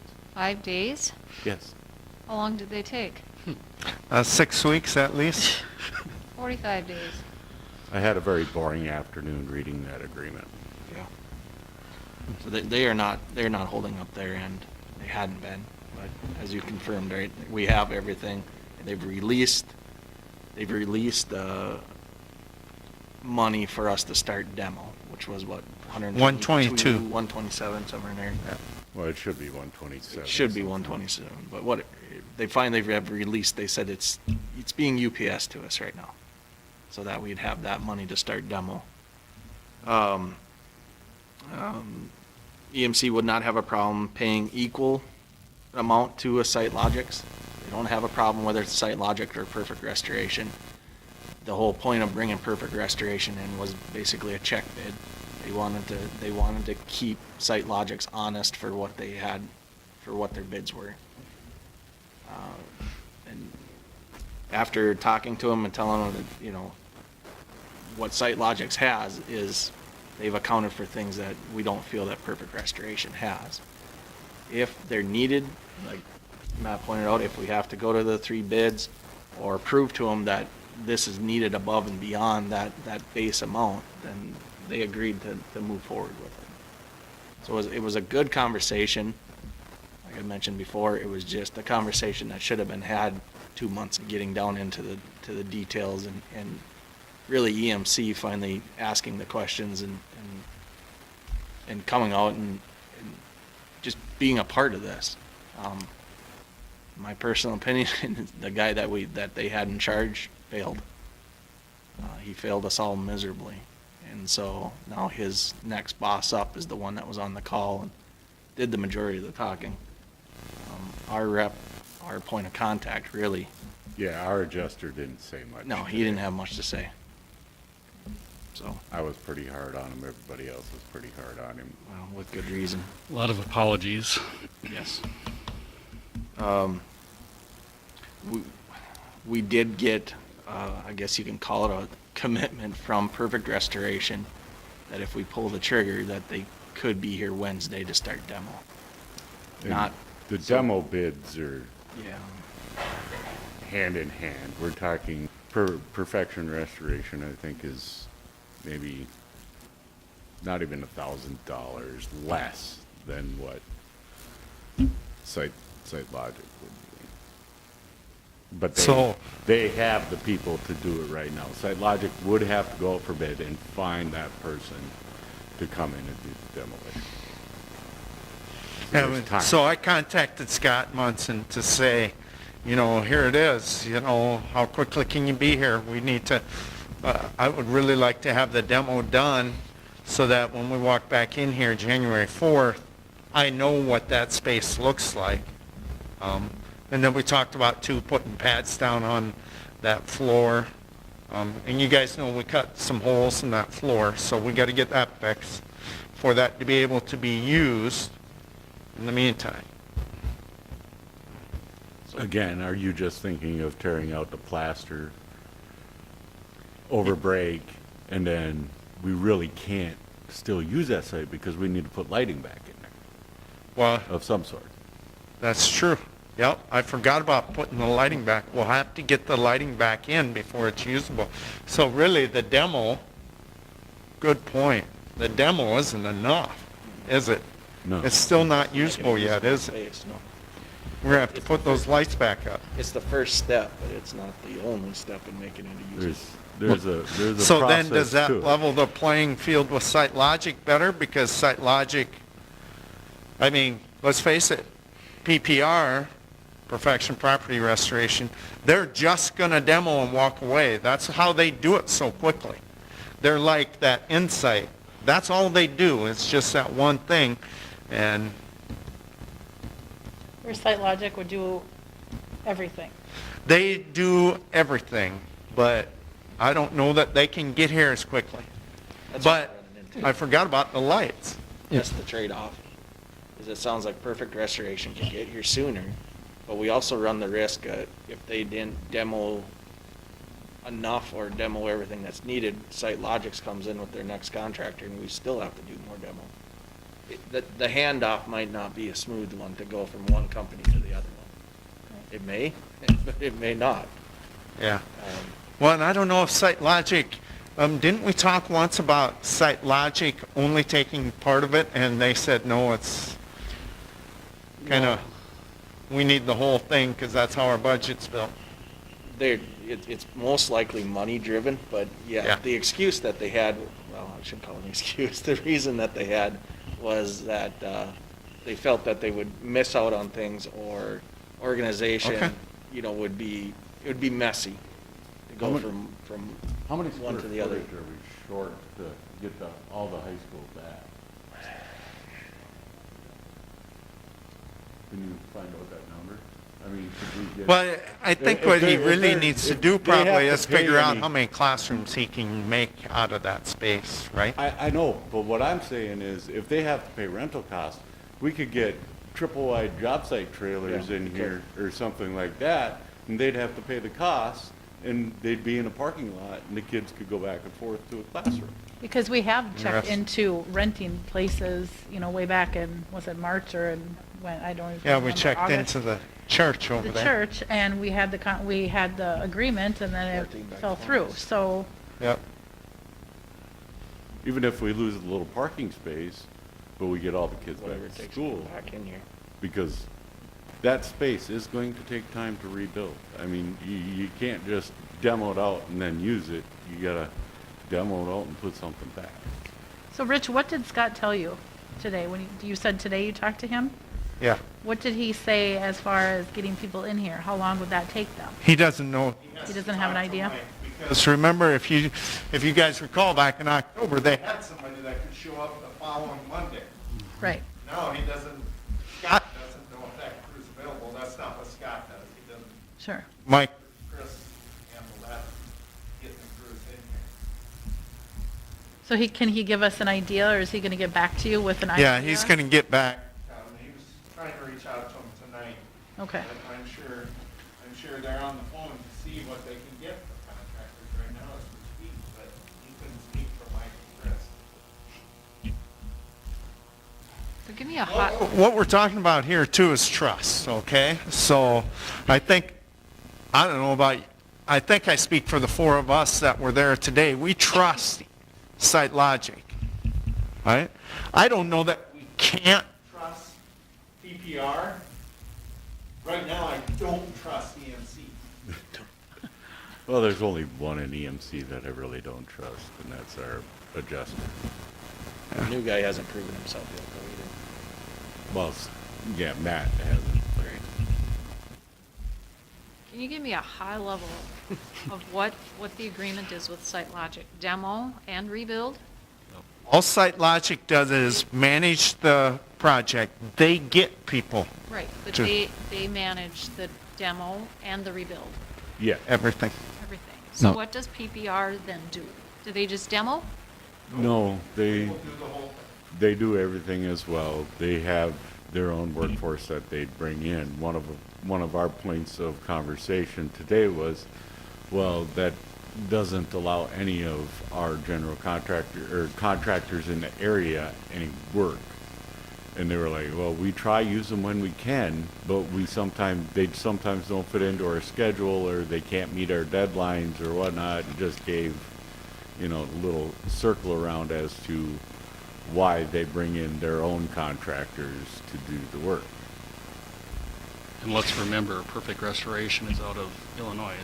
They are out of Illinois. And what they say, they did 2 schools up in the cities, and then La Crosse is the next closest. Johnson, Yeah. I did ask them if they No, I had a won't. contractor's license as well, but they'd have to prove that. they said they do, but Yeah, they said every state is what they said. Contract. Yeah. License in every state. Contract license. Well, I'm guessing what they do is they just hire somebody with that license. I would assume. The biggest thing for me right now is time is of the Timeline. essence. Perfect Restoration, whether it's true or not, is telling us they could get someone here with. If we did that, I feel it's going to be kind of messy if we did hand it off to Site Logics after that. It could get messy. The ideal is to go Site Logics right off the bat, I think, but how quickly can they mobilize for us? But we don't know that answer right now. Do you think you'll have an answer for us by tomorrow? I mean, I hate to do this, but can you wait till tomorrow to make that decision? I mean, If it's that, if we need that decision, to make the right decision, Right. we need more of that info. If they say it's a month out, But if they say it's a month out to demo, No. we got another Well, then no, topic then- of discussion. then it's kind of a no-brainer. But if we have the option to rent some space, and I think right now, I don't know that we can rent enough space to make up for COVID restrictions, but we could certainly rent enough space for the music programs to have a home, and that would maybe free up some other rooms for other classrooms to use. What do you need for square footage for a classroom, Mr. Loft? Our average class size is 25, roughly in the high school, so we would need to set up a room with the teachers 26. So in front of the room, we've given the teacher a 6x6 box, which includes the whiteboard and that type of stuff, and then we've gone around and put in, like I said, our largest traditional classroom that we have, we're over here in the 65, and we can right around get around 20 to 21 kids in there. I do not know off the top of my head the square footage. So would you, if we had that big space up there, could you take some, say, like what some area schools are doing? They have, say, half of the students go to another location and half in the classroom, but all the students are here. Because hadn't we talked about that last summer before we lost the building? Are you talking into the auditorium area? Yeah. Yeah. Yeah, obviously those are some of the spaces that we can look at. Originally, we had just one soft plan of looking at in the auditorium.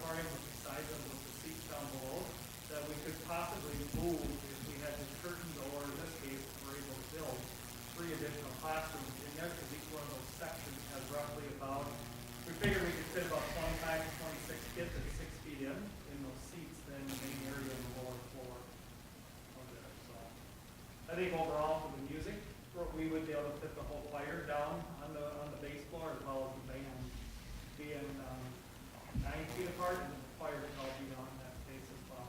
The If the- original plan was to have the band and choir housed in that area for the year. If the chairs were removed on the main, At that point, now with the chairs still in there, we were just gonna have the kids spread out through the chairs.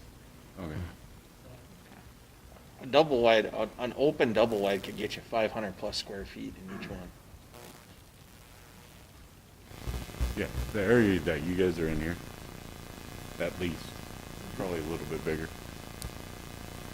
We could get quite a few double wides out in that. But you see, does it make sense what I'm saying? If say I'm a biology teacher and I have, 26 kids in my class, 13 would attend one day, 13 the other day.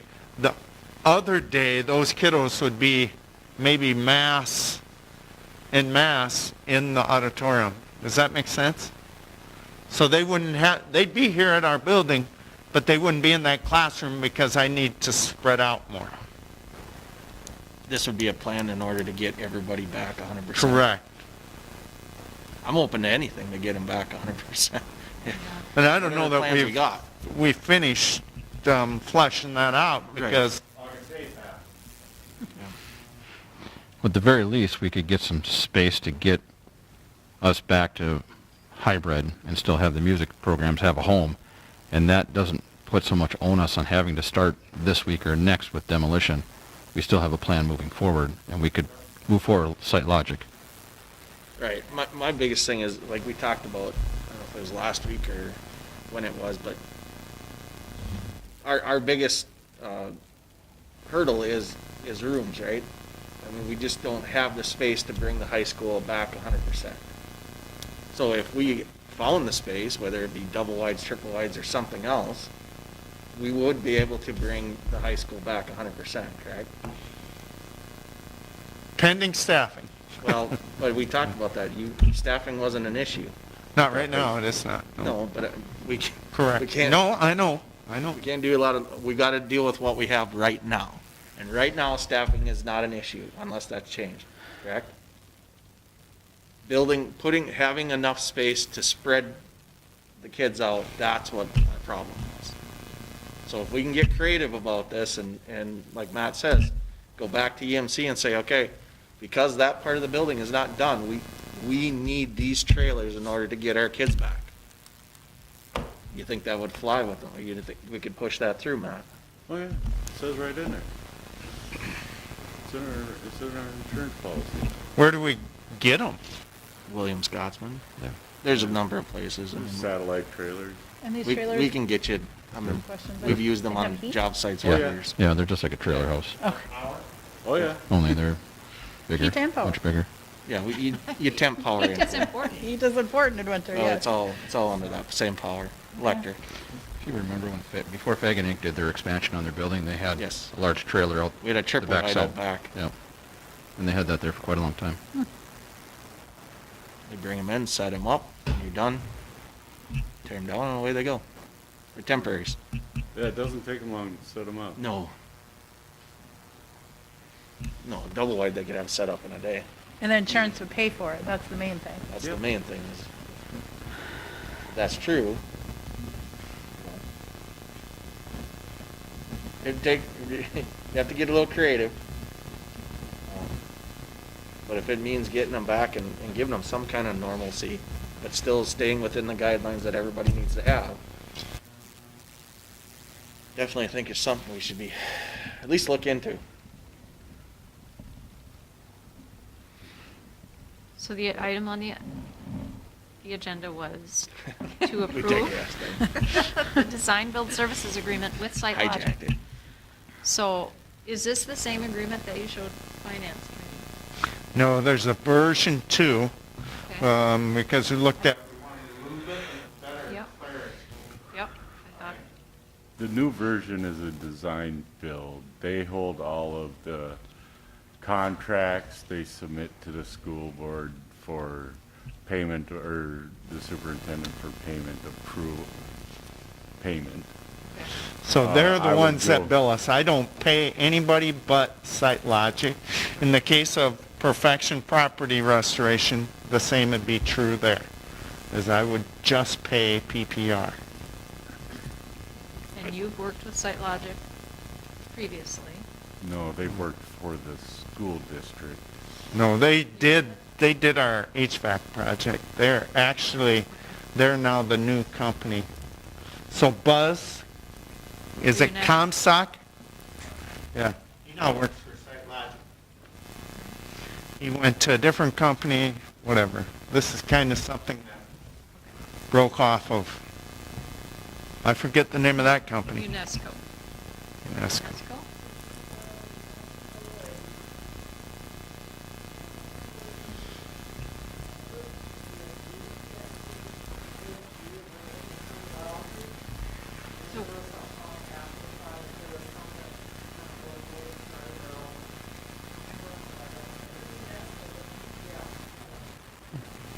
I guess I'm in favor of SiteLogic. They're a Minnesota company, and there's better opportunity to hire potential local contractors to help out as well.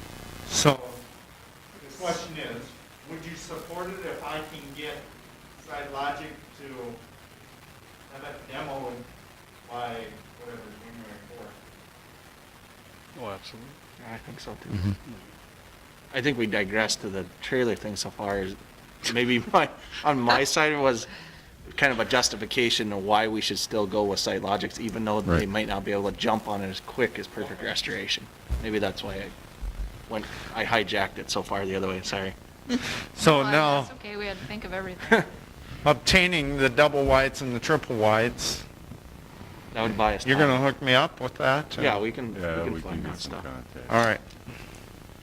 Then I'll have to hammer on Matt Warhol about that. I don't think it'll be tough with Matt. I think he'd be like, yeah, we should have did this right away. Not after today's meeting.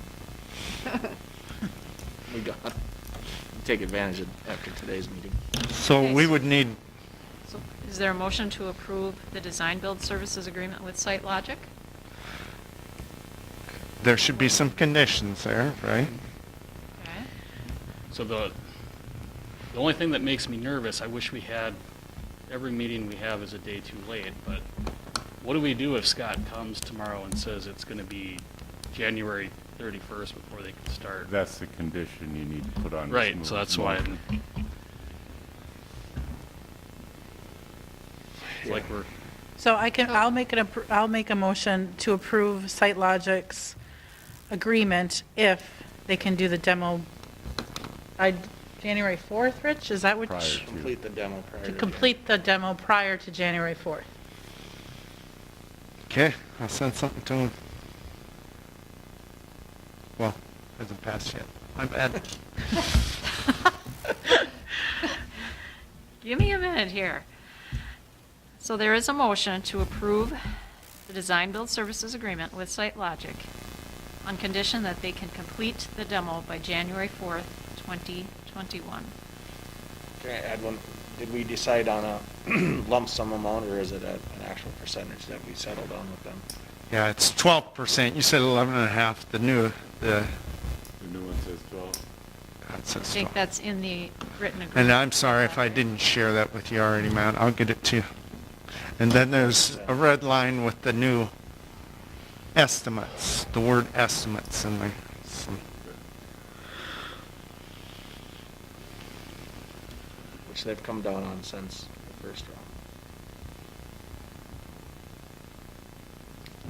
So right now we have a motion to approve design build services agreement with SiteLogic on the condition they can complete demo by January 4th, 2021. Is there a second? I'll second it. So we can open for Do you discussion. want to amend that at all?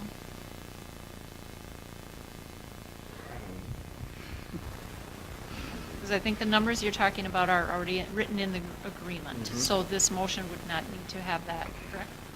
Correct. Because the amount is really, it's an estimate, so it's a floating point. It's the 12% we're agreeing to. I think the key is that it gives us the best chance of, other than this demo, of moving forward more smoothly. Does that make sense? More smoothly. Right? Okay. In a smooth manner. Yeah. So you did second it. I did second it. Okay. So is there any other discussion, comments, questions? And EMC, according to our contract with EMC, should cover this. Yes. Their site logic is going to have to go through some processes to make sure that each step is approved along the way, but yes. That's nothing outside the ordinary. We should, That's not an issue. no. No. We shouldn't have any issues. That was exactly what AMC said. That shouldn't be an issue. Shouldn't be an issue. After an hour and 54 minutes. Do you have anything to add, Ron? Was that? You were I on said the that phone? was after an hour and 54 minutes, but no, I totally agree. You know, one of the big things we talked about today is loss of time, so every day is a lot. And everything we discussed seemed to follow. I mean, looking at gaps in perfect restorations, looking at where site logic is. I mean, talking with our local guy, it sounded like the right move, and I feel comfortable with it. Okay. I think, some of my apprehension about PPR is how extensive or how they will ensure that that sealing is done the way we want it done. And I guess if it were just me on my own, I would not feel comfortable with that. But with Matt's knowledge, I think that's helpful. The difference is with Site Logics, it's a group we selected. Yep. We think that they have our best interest at heart. PPR is a group that was selected by the insurance company, and in my mind, it kind of feels like they're going to lean more towards what do you guys want us to do. And that's why I asked that question. Who are you working for? Yeah. You did a good job with that. That was a good question. I mean, And Perfect Restorations had, 3 days or so to put their stuff together, whereas Site Logics had weeks and weeks. They've been. but this is what perfect property I'd have been happy with them if they'd have showed up on my door on August 9th. We'd probably be in there with it actually completed. But that's not what happened. That's not what happened. Did you ask them to come then? Is that what No. you mean, or? About them. I didn't know about. Oh, okay. There was I received 2 emails, and so Francis and I I had him reach out to, what's it, ServPro? Is it ServPro or whatever? What is it? The Whoever was down. restoration company. I think they have an office in Marshall. You know what I mean? Service Master. What is it? Service Master. Maybe that's who it was. Green? Are they green or something like that? Anyway, we reached out to both of them and Insight, and Insight was the only one that could show up. They showed up Sunday night and kind of started taking a look at it and started right away Monday morning. So.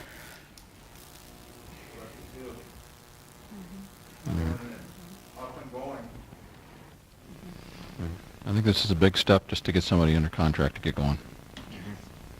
We got to get moving. Yep. Okay. I will, if this passes, I'll send my text to Scott telling him You have it typed? time's on, maybe? It's ready to hit the button. So there's a motion and a second. Any other discussion? Okay, hearing none, all those in favor say aye. Aye. Aye. Opposed, no. Motion carries. You can hit the button. Just did. Okay. All right. Thank Thank you, you. Matt. Thanks, We'll man. I'm sure we'll see you again. Oh, yeah. Thank you. Next item is approval of payment for the Minnesota High School League fees. This- So, Some information here on board book. yeah, they actually reduced our fees by about $3,900 in this process. Do I think it's perfectly equitable? No. I believe the fee should either be assigned to a sport or assigned to a per student fee, and it should be equitable, meaning that the largest schools should pay the largest amount. I just don't think it's going to happen. I recommend that we pay the installment one and see how things play out. And we can make a... So Rich, every school pays the same amount? No. It's scaled back, and I don't know if I put that whole document in there. I see, like Not AAA. What was It's actually as part of the, you can see what it is if you look into the resolution. So the resolution actually talks about how it's inequitable and the math behind it. So, That was not. no, our- the largest schools do pay the most, say, to a maximum of maybe $10,000, you know. But you look at the number of activities and participants, it's a bigger portion of our budget than it is for whatever, one of the big 4A schools. And this resolution was not ours. No. We got that from someone. Yeah, Keith Ketke out of Springfield was the one that has drafted this and has been huge in pushing this forward. But I'm just asking that you approve installment one at this point. An installment. Listed under Minnesota State High School League membership dues. That document, Yes. And what's that dollar value? $2,500. Okay. Installment one installment is one. $2,500 due by 12/31/20.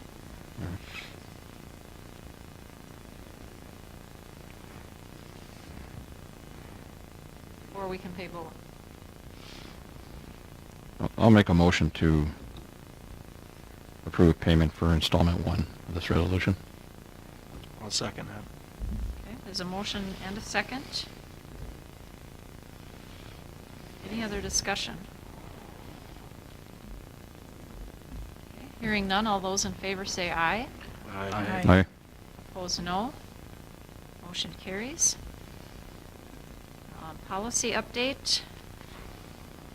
Policy number 704, development and maintenance of an inventory and fixed assets and a fixed assets accounting system. So really all we did is we added a second part there that set the threshold at $3,000. This is something that the auditor has recommended. We actually don't have to include it in the policy. I like it in the policy because that memorializes it for future, say, you know, Leanne and I are no longer involved and we change auditors, this still memorializes it for every auditor. So, and I put the $3,000 in red because it could be up to $5,000, right? The auditor also, it's not a requirement, we could not necessarily make the threshold effective as of July 1st, 2020. So that the 2021 school year, the entire year will reflect that threshold. So if you're in favor of adopting this, and it's just a change, we don't have to have a first reading and a second reading, it's just a change, we would ask that you make it retroactive to July 1st, 2020. We have this policy already, you're just adding a paragraph? Correct.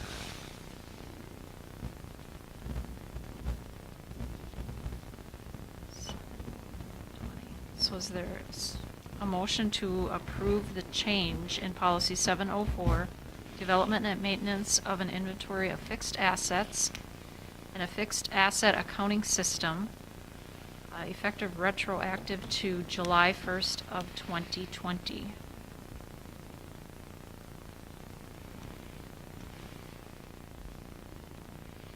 Is there a motion? I'll make that motion. There's a motion, is there a second? I'll second that. There's a motion and a second, any other discussion? Hearing none, all those in favor say aye.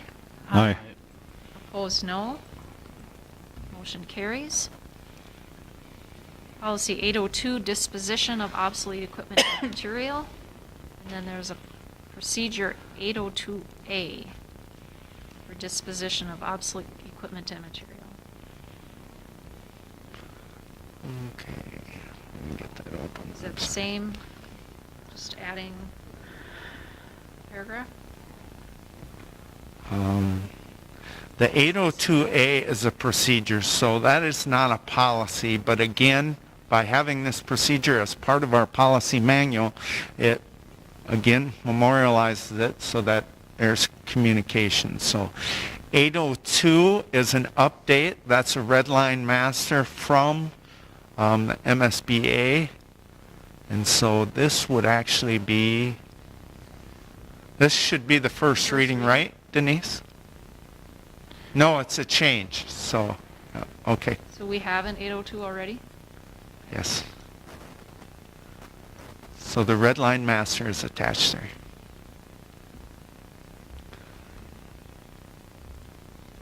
And it doesn't have to be part of it, but I kind of gave you an update on some of our obsolete equipment in terms of technology, approximately 50 iMacs and MacBook Pros. So the iMacs and the MacBook Pros have a value between $100 and $150 and 80 to 100 Asus, and Samsung Chromebooks have a value of approximately $20 to $25. Those are actually our, they call it decommissioned equipment. We no longer use it. And those could be put up for sale on our website.